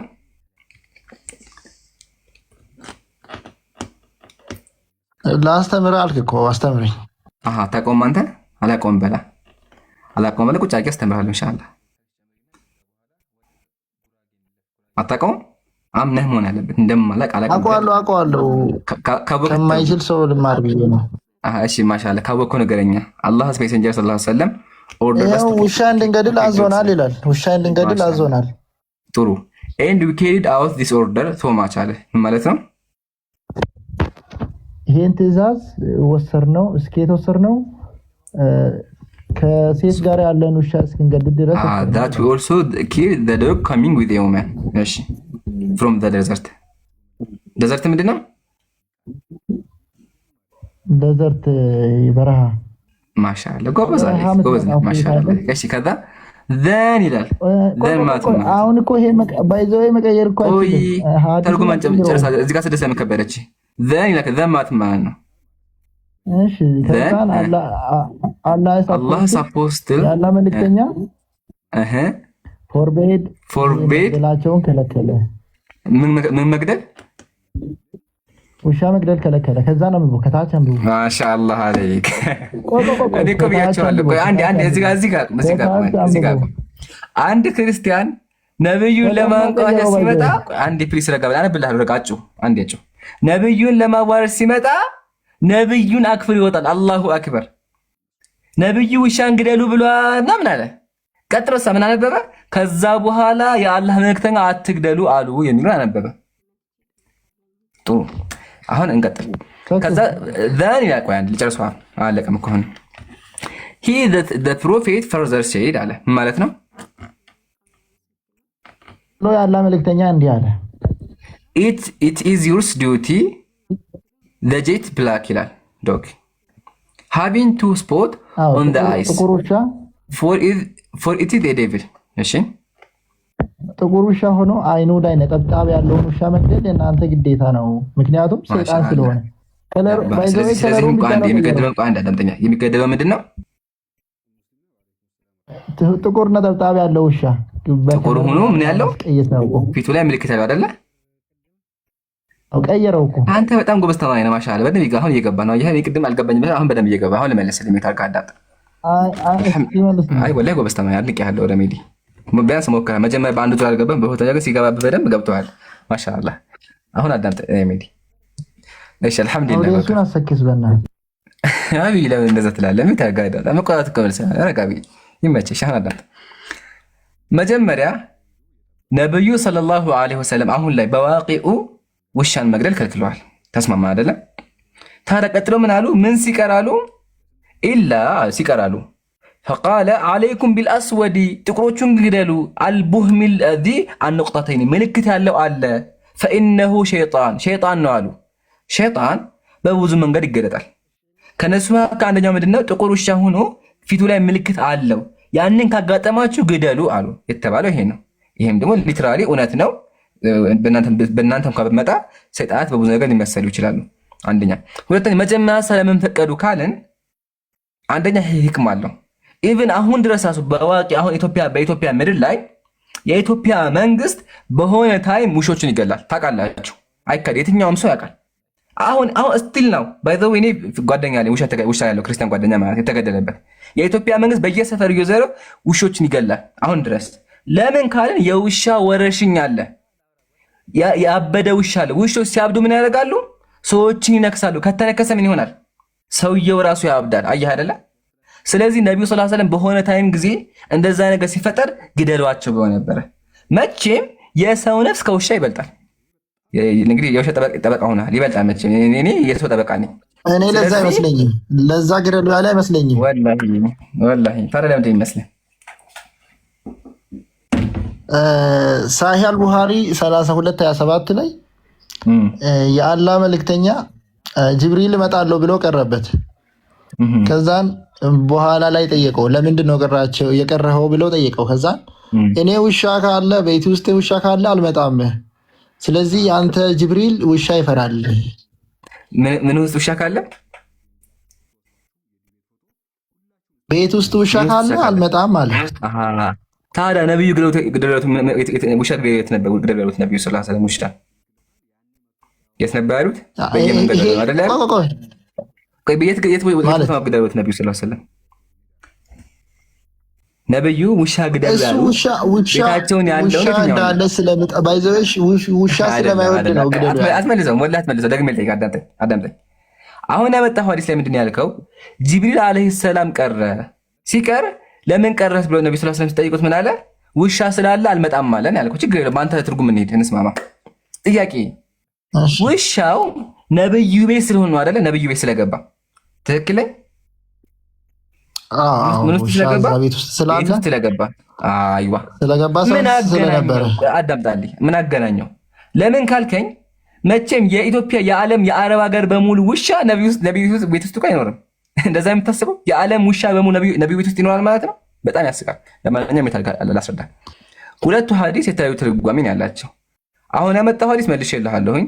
በእስልምና አክቹዋሊ ነብዩ ሰለላሁ ዐለይሂ ወሰለም ውሻ መግደል ከልክለዋል። የፈቀዱበት ታይም ነበረ፣ ምክንያቱም አስረድቻለሁ። ታዲያ አንተ ወደ አመጣው ሐዲስ ደግሞ ስንሄድ አዎ እስቲል ናው አሁን ድረስ ራሱ ሙስሊም ውሻ ማሳደግ አይፈቀድለትም። 4 ነጥብ። በእስልምና ውሻ ከአፉ የሚወጣ ፈሳሽ ያለ ነገር ነጃሳ ነው፣ አይፈቀድም። ለዛ ነው ጅብሪል አለይሂ ሰላም ሐዲስ ነብዩ ሰለላሁ ዐለይሂ ወሰለም ምን አሉ? መላእክቶች አይገቡም ውሻና ፎቶ ያለበት ቤት አሉ። ቅርጻ ቅርጽ ምናምን ያለበት ቤት ከሆነ ውሻ ካለበት እስቲል ናው አሁን ድረስ መላእክቶች አይገቡም። ሐቢቢ አዳምጥ፣ አይገቡም ጭራሽ ነው። ስለዚህ ጅብሪል አለይሂ ሰላም መጥቶ ምን አስተማራቸው? አንድ ቤት ውስጥ ውሻና ስዕል ካለ ቅርጻ ቅርጽ ካለ መላእክቶች እንደማይገቡ ጅብሪል መልአክ ስለሆነ አይገባም። በቃ ይሄን የነገራቸው በደንብ ተረዳ። አንተ ያመጣው ሁለቱም ነገር አይገናኝም። ለምን አንተ ያመጣው ሐዲስ ውጭ ያለው አንዳምጣ እንዴ? ለምን አትረጋጋም? ማነህ ረሜዲ ጥሩ የተማካለ እንዴ? ለምን አትረጋጋም? እሺ የመጀመሪያው ሐዲስ ላይ መንገድ ላይ ያለ ውሻ ነው። ሁለተኛ ሐዲስ ላይ ደግሞ ቤት ውስጥ የሚኖር ውሻ ነው። ምን አገናኘው? ሲቀጥል ያንን ውሻ ጅብሪል ግደሉ አላቸውም። አይገናኝም። ስለዚህ ሁለት ነገሮችን ለመቃቃ አትሞክር። አሁን ጥያቄ ልጠይቅህ። ስማኝማ፣ እሺ ለምንድን ነው የሚጠሉት? ውሻ ለምንድን ነው የሚጠሉት? ነገርኩህ እኮ አይፈቀድም። ማሳደግ አይፈቀድም። መጥላት የሚባል ነገር ማሳደግ አይፈቀድም። ለመስቀል ለማደንና ጅብሪል ለምንድን ነው ውሻ ያለበት ቦታ ለምንድን ነው የማይመጣው? ሐራም ነው፣ አይፈቀድም። አምላካችን ከልክሏል ውሻ ማሳደግ ሐራም ነው በስልምና። አሁን በደንብ እንዲገባ በደንብ አሁን ትስቃለህ። ኢንሻአላህ ሳቅህ ይቀጥልልሃል። ያስቀው ከሆነ አዎ ሙስሊሞች ውሻ እናሳድግም። ለምን ስቲል ነው ሳይንቲስቶች እንዳረጋገጡት ከአፉ የሚወጣ ፈሳሽ አለ። ያ ፈሳሽ ጉዳት አለው፣ ነጃሳ ነው። ስለዚህ ጭራሽ ነው ሙስሊሞች ውሻ እናሳድግም። ለምን ሲቀር ለቤት ጥበቃና ለአደና ሲቀር ይፈቀዳል። እነሱን መንከባከብ ይፈቀዳል። ኢቭን አዳምጥ በደምብ ኢቭን አንዲት ሴት ዝሙተኛ ሴት መንገድ ላይ እየሄደች ማለት ነው አንድ ውሻ በውሃ ጥም ሊሞት ነበር። በውሃ ጥም ሊሞት ማለት ውሻ ነው። ከዛ ምን አደረገች? ጫማዋን አወጣችና በጫማዋ ቀርታ አጠጣችው። ነብዩ ምን አሉ? እቺ ሴትዮ እንደዚህ በማድረጓ አላህ ማራት አሉ። ዝሙተኛ ሴት ናት። ዝሙት የምትሰራ ሴትን ውሻን የተጠማ ውሻን በጫማ አድርጋ ውሃ በመስጠቷ ብቻ አላህ ምሯታል። አየህ አይደለ? ይሄን ያክል ነው በእስልምና ያለው ነገር። ግን ማሳደጉ አይፈቀድም። ምክንያቱም ነግሬሃለሁ። አሁን ወደ አንተ እንምጣና እግዚአብሔር ለምንድን ነው በሬዎችን፣ በጎችን፣ አህዮችን ግደሉ ያለው? አምላክህ ለምንድን ነው በሬዎችን የሚያስጨፈጭፋቸው? አሁን ስለ ውሻ እያወራ ነው። አምላክ ውሻ ግደሉ ካለ አምጣልኝ። ደብል ስታንዳርድ እዚህ ላይ ይሰራል። እዚህ ላይ በውሻ ደብል ስታንዳርድ አይሰራም። ቆይ በሬንስ አይደለ? ቆይ እሺ ልተው። እሺ ውሻ ይቅርና እሺ በሬ ለምንድን ነው የሚገደለው? በሬ ጥፋቱ ምንድን ነው? እግዚአብሔር በሬ ሌላ ጥያቄ ጠይቀኝ እኮ ነው። ስለ ውሻ አውራ። ስለዚህ ግዴታ ውሻ መሆን አለበት? ምንም የለ። ቆይ አይደለም። እኔ ከውሻ እኮ ይበልጥ አመጣሁልህ። ከውሻ ይበልጥ እኮ አመጣሁልህ። በሬ አህያ ለምን ይገደላሉ? መጀመሪያ መልስልኝ። ለምንድን ነው ጅብሪል ውሻ የሚጠላው? ነገርኩህ እኮ ጠላ የሚባል ነገር የለም። ከየት ነው ያመጣኸው አልኩህ። እሱም ወደኋላ አትመለስ። ማነህ ያው ነው ገሜዳ ያው ነው አትመለስ ወደኋላ። አይወድም። አንተ ነህ ያልከው አንተ ነህ ያልከው። በቃ ችግር የለውም። በቃ ሙስሊሞች ያለን ነግረሃል። ከፈለክ ተቀበል፣ ከፈለክ አትቀበለው።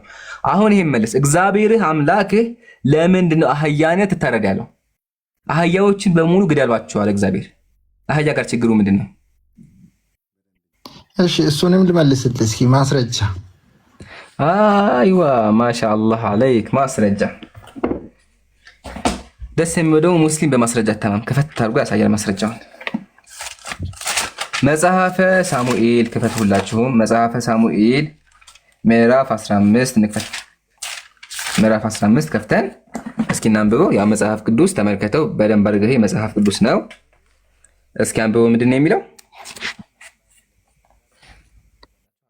እሺ ከዚህ ጀምር፣ በደንብ እንዲገባ ከዚህ ጀምር። በደንብ አንብበው ከዚህ ጀምር። የሰራዊት ጌታ ከሚለው የሰራዊት ጌታ እግዚአብሔር እንዲህ ይላል፣ እስራኤል ከግብፅ በወጡ ጊዜ በመንገድ እንደተዋጉ በእስራኤል ላይ ክፉ ያደረጉትን አማሌቃውያን ዛሬ እበቀላለሁ። አሁንም ሄደ አማሌቃውያንን ኢያሬምን ምታ፣ ያላቸውንም ሁሉ ፈጽመህ አጥፋ፣ ከእነርሱም የምታድነው የለም። አጥፋቸው፣ መከራም አጽናባቸው፣ እነርሱም የሆነውን ሁሉ አጥፋ፣ ለያቸውም፣ አትማራቸውም። ወንድንና ሴቱን፣ ብላቴናውንና ሕፃኑን፣ በሬውንና በጉን፣ ግመሉንና አህያውን ግደል። እንዲህ ምን አድርጋቸው? ሳማቸው፣ ግደላቸው። ምን አድርጋቸው? ግደል አለ። ምን ግደል? አነበብን እኮ። አይ ገርሞኝ እኮ ነው። በሬ ቆይ ሰውየው ይታረቅ። ምን ሰዎች ይገርምሃል? አምላክ ቁርአን ምዕራፍ 9 ሁሉ ቁርአን ምዕራፍ 9 መጀመሪያ ቆይ አንዴ መጀመሪያ መልሳ በቁርአን አትደበቅ። እዚህ ጋር አምላክህ ሰዎችን ህፃናትን እረዱ፣ ከህፃናት ደግሞ ስጨርሱ ደግሞ በሬዎችን አስተኝታችሁ እረዷቸው፣ አሰቃይታችሁ እያለ ነው ያለው። አምላክህ በሬ ምን አድርጎት ነው ረዱት ያለው? አህያ ምን አጠፋች? ምስኪን ነው አህያ እኮ ምስኪናት። መጥፋቷ ምንድን ነው ንገረኝ እስኪ። በኋላ እኮ ደግሞ የሚያስቀው ነገር በኋላ ደግሞ ምድር ላይ መጥቶ ተቀመጠባት እኮ አምላክህ። ልንገርህ ሬሜዲ፣ ያስገደላትን አህያዎችን በሙሉ ግደሉ ያለው አምላክህ አዲስ ኪዳን ላይ መጥቶ ሁለት ትንሽ አህያ ተቀመጠባት እግዚአብሔር ኢየሱስ በአንተ አስተምሮ ማድረግ። ትንሽ አህያ ወጣባት፣ ጭኖባት፣ ጋለባት አምላክህ ማለት ነው። አሁን ጥያቄያችን በአዲስ ኪዳን የጋለባት አምላክህ በብሉይ ኪዳን ምን አጥፍታ ነው እግዚአብሔር ያሳረዳት? ንገረኝ። ስትፈታ ለምን ታረደች አህያይቱ? አይ ከነሱ እንትን ተመድባ ነው ባይዘው። ያው ይሄ ጃጅመንት ነው። ይሄ ጃጅመንት ነው ባይዘው። ቁርአን ምንድን ነው? አንዴ ቆይ ታርገኛ እንዲገባኝ ነው። ሜዲ ጥፋቷ ምንድን ነው? ሚዩት አታርጋ አረጋለሁ እኔ። ጥፋቷ ምንድን ነው? ያው የጋድ ጃጅመንት ነው አልኩ እኮ።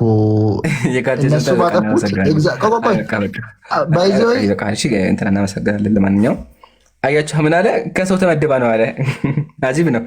አህያ ምንም የማታውቀው አህያ አርፋ ሳሯን እየገጠች እያለ እግዚአብሔር አሳረዳት። ወላሂ ያው የምታድነው የለም በሬ አህያ ወንዱን እስክሪንሾት አድርጉትላችሁ፣ ያዙት፣ ይጠቅማችኋል። ያው መጽሐፍ ቅዱስ ነው። እስክሪንሾት አድርጉት። መጽሐፍ ቅዱስ ያው ይዛችኋል። አስገቡት ከዛው ክርስቲያን። ያው መጽሐፍ ቅዱስ መጽሐፈ ሳሙኤል ምዕራፍ 15 የምታድነው የለም ወንዱን፣ ሴቱን፣ ብላቴናውን፣ ሕፃኑን፣ በሬውን፣ በጉን፣ ግመሉን፣ አህያውን ግደል ነው ያለው። ስለዚህ ይሄን መጽሐፍ ተሸክመ በምን አፍህ እስልምና ላይ መተ ጥያቄ የምትጠይቀው ተምረሃል ማለት ነው። ይበቃሃል። እስኪ ሶስተኛ አስገቡ ክርስቲያን እና ጀማዓት ተባድጉ። ሳራ ቀጥል።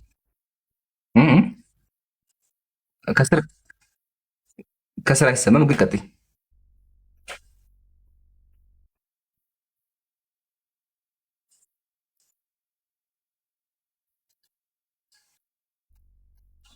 አይ አክቹዋሊ ብዙ ጥቅሶች ማንሳት እንችላለን። ኢቭን ውሻ በክርስትና ምን ደረሰበት የሚለውን ኢንሻአላህ እናወራበታለን። ግን አሁን ዘዳግም ስትናያችሁ ዘዳግም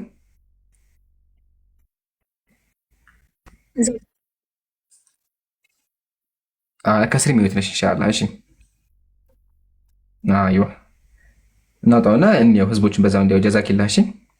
ያው ስለተሳልከው ስዕለት ሁሉ የገለሞታይቱን ዋጋና የውሻውን ዋጋ ወደ አምላክህ እግዚአብሔር ቤት ታቀርብ ዘንድ ሁለቱም በአምላክህ በእግዚአብሔር ዘንድ የሚያጸይፉ ናቸው አለ። ሰምታችኋል? ዝሙተኛ ሴትና ውሻ የሚያጸይፉ ናቸው ይላል። ስለዚህ ደብል ስታንዳርድ ውሻ ጥፋቱ ምንድን ነው ብዬ እጠይቅሃለሁ። ለማንኛውም ተጽታችሁን ተማር። ገዝታ ያትክ በጣም ብዙ ክርስቲያኖች አሉ። ለማስገባት ከባድ ነው። ሙስሊሞች ገዝታ ተላኩ። እሺ ባረከላሁ ፊኩም። ሙስሊም ገዝታ ተላኩ። ከስራ አጥፍቱ ገዝቱ ሰው ለማስገባት ከባድ ነው።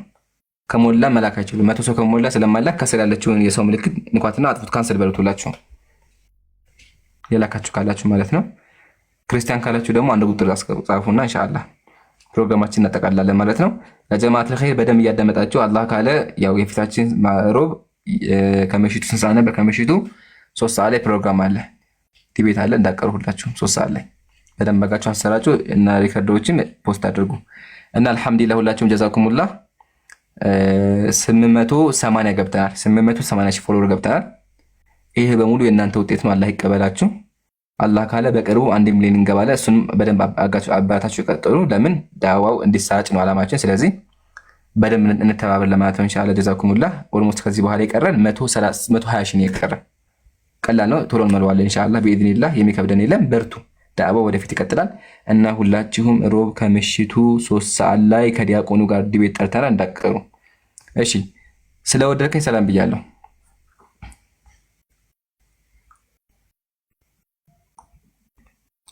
ሀና ሰላም ብያለሁ። ይሰማሻል? እግዚአብሔር ይመስገን። ሰላም ናችሁ? ሰላሙን አላ መን ተቢዐል ሁዳ። ጥያቄ አለሽ?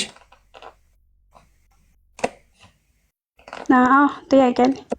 እሺ ቀጥይ። ጥያቄ ለምንድን ነው የምትዋሹት ነው?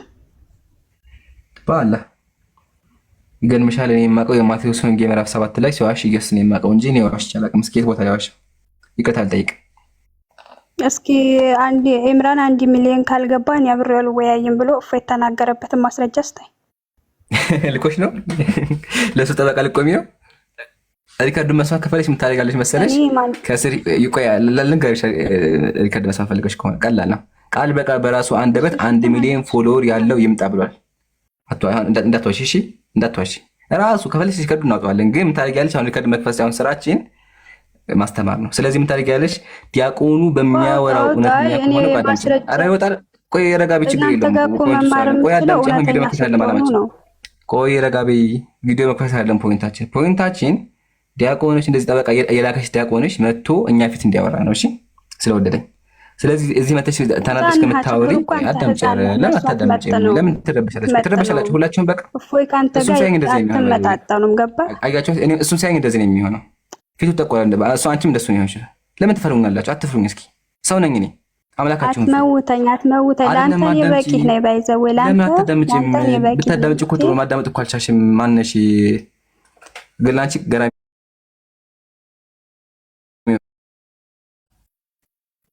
ክርስቲያኖች ናቸው አይደለ? አዎ። ምን አሉ እስኪ ንገረን፣ እንደ ሀሳብ እንድናውቀው ህዝቡም እንዲሰማ። ምን ያደርጋል? ተው ሙስሊም ነህ ብዙ ነገር ብለውኛል፣ ግን ተው። ሙስሊም ነህ ተብለሃል አንተ። አሰዳቢ፣ እምነታችን ያሰደብክብን አይደለ? ሌባ፣ ብዙ ነገር ተብያለሁ። ለፎሎወር ነው፣ ጊፍት ፈልገህ ነው፣ አጨርባሪ ነህ፣ እንደዚህ ነው። ባይ ዘ ዌይ ዳዕዋው እዚህ እንዲደርስ የሰው መስለሚያ ምክንያቶች እነሱ ናቸው። ጉራጌ ከ30 ደቂቃ በፊት መጥቶ ጥያቄዎች ጠይቆ ተመልሰውለት ነበረ አይደለ? ወደ አሁኑ ጥያቄውን ከመመለስ ይልቅ ምንድን ነው ያደረጉት? አንተ ሙስሊም፣ አንተ አሰዳቢ፣ ለብር ብለህ ምናምን እንደዚህ ናቸው። ሙስሊም ነህ ወላሂ ላችሁ የፈለጋችሁትን ሰላም ተጠይቁ። ሙስሊም አልሐምዱሊላህ ይሰለ በጣም ብዙ ሰዎች እየሰለሙ ነው። አልሐምዱሊላህ በውስጥም ኢቭን ዛሬ ራሱ አልሐምዱሊላህ ወላሂ ያው አይደለም 2 ሻሃዳ ይዟል ወረበል እያልኳቸው በውስጥ ማለት ነው። የሚሰልሙ ሰዎች ችግራቸው ምንድን ይገፋሉ። ምንም መልስ ሊያገኙ አይችሉም። ኢቭን አንድ ታሪክ ልንጋቸው ደግሞ ሁልጊዜ የምናገው ታሪክ አለ። አንድ ሴት ናት እና ጓደኛዋ ትሰልማለች። ስትሰልም እሷም መጠየቅ ትጀምራለች። ስለዚህ ምን ያደረጉ? ዲያቆን አመጡ፣ ቄስ አመጡ። ቄስ ሲያመጡ አልሐምዱሊላህ አንድ እህቷ ደግሞ ጓደኛዋ ታውቂ ነበረ፣ ተገናኘ። ቄሱን ስናወራ ወላሂ እላቸዋለሁ ምንድን መሰላችሁ ያለው? እኔ አላውቅም፣ አልተሳደበም። እኔ አላውቅም ሌላ መምህር ጠይቁ ነው ያለው። ስለምን? ስለ ኢየሱስ አምላክነት ቄሱ ራሱ ማለት ነው። ስለዚህ አይመልሱላችሁም፣ ወይማ ይሳደባሉ፣ ወይማ ደግሞ ብሎክ ያደርጋሉ። ይሄ ነው ክርስትና። ለማንኛውም ጉራጌ አንተ ሰው ቢሰልም ምን እንደሰማ ሰው ቢሰልም ማንሽ ቆይ አንቺ በደንብ አድርጊ ወፍራ መርፌ ሰጥቻለሁ። ረጋ ብለሽ ጠብቂሽ። ቆይ መርፌ ገና ነው አንቺ። ስለዚህ ጉራጌ ሰው ቢሰልም ምንም እንዳይከፋ፣ እሺ ምንም እንዳይከፋ አታስብ። ሰው የፈለገውን ነገር ዋናው ግን አንተ እውነቱን ማግኘት ነው። አታስብ ብቻ በደንብ ቁርአንን አንብብ። አላህ ሂዳያ ይስጥሽ። ቀጥል። አንድ ነገር ልበለው ለጉራጌ። ቀጥይ ሳራ። ያው ጉራጌ እንደኔም እውነትን ፈላጊ ነው መሰለኝ። አንተ ብቻ አይደለህም ጉራጌ። እኔ ራሱ አሁን ቢያንስ ኦልሞስት 3 ቀን ምናምን ሆኖኛል እዚህ መከታተል ከጀመርኩኝ። ግን ትልቁን አካውንቴ ለምን ጥያቄ ጠየቅሽ ተብዬ ነው የተዘጋብኝ። ሰው ግን እዚህ ግን ድጋሚ በዚህኛው አካውንት ከፍቼ መጥቼ እዚህ ጥያቄ ስጠይቅ ግን በውስጥ ብለው ማይሳደቡት ነገር የለም። እስቲ አንዳቸውን ካል ላስተምርሽ ሚሉት የሉም። ላስተምርሽ ነይ ወደኛ ጥያቄ ጠይቄን መልስልሻለን የሚሉ የሉም።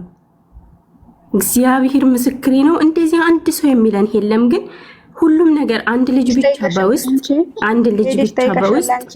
መጥቶ ማንን ነው የምጠይቀው እንዴ? ጥያቄ ስትጠይቁ እኮ ቀጥታ ወዴት ነው የምትወስዱት? ትልልቅ አባቶች ትላላችሁ። ትልልቅ አባቶች ደግሞ ስንጠይቃቸው ደግሞ ትቀጸፊያለሽ እንባላለን። እኛ ማንን ጠይቀን ነው? ግልጽ እና ጉራጌ ጠይቅ፣ ተማር፣ እውነትን ታገኛለህ። እውነትን ከመፈለግ የእነሱ ስድብ አያቆመንም። እውነትን እስከ ጥግ ድረስ እንፈልጋለን። እውነትን ስናገኝ ደግሞ ወደ እውነት እንመለሳለን። እና ዝም በላቸው። አንተ በውስጥ የሚጽፉልህን የሚሳደቡህን አንተ ብቻ አይደለም፣ በአንድ ቀን ብቻ ከ100 ሰው በላይ ይበልጣሉ በውስጥ መተው የሚሳደቡትና እነሱ እውነትን ፍለጋ ሳይሆን ስድብን ነውና ዝም በላቸው አንተ። እኛ እውነተኛ ሃይማኖት እንፈልጋለን፣ እናጣራለን፣ እንመረምራለን።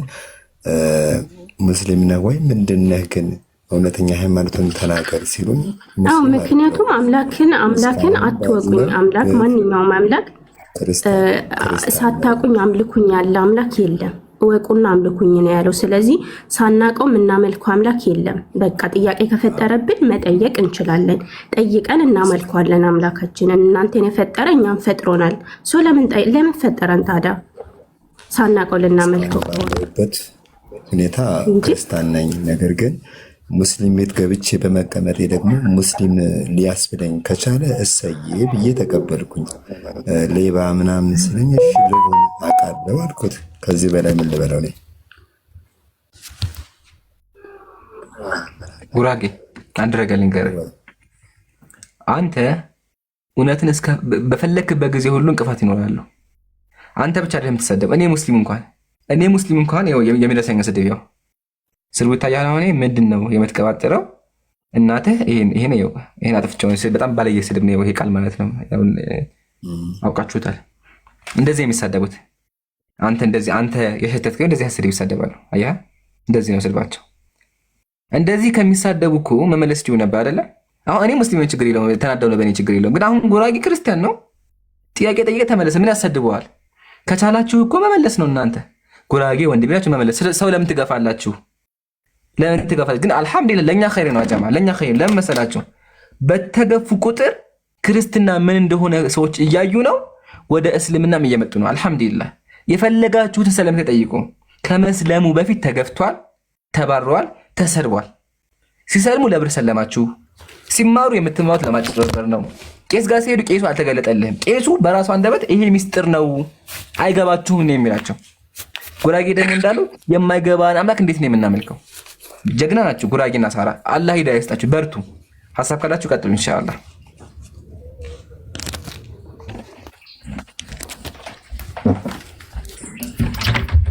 ከመቀጠላችሁ በፊት ግን አንዴ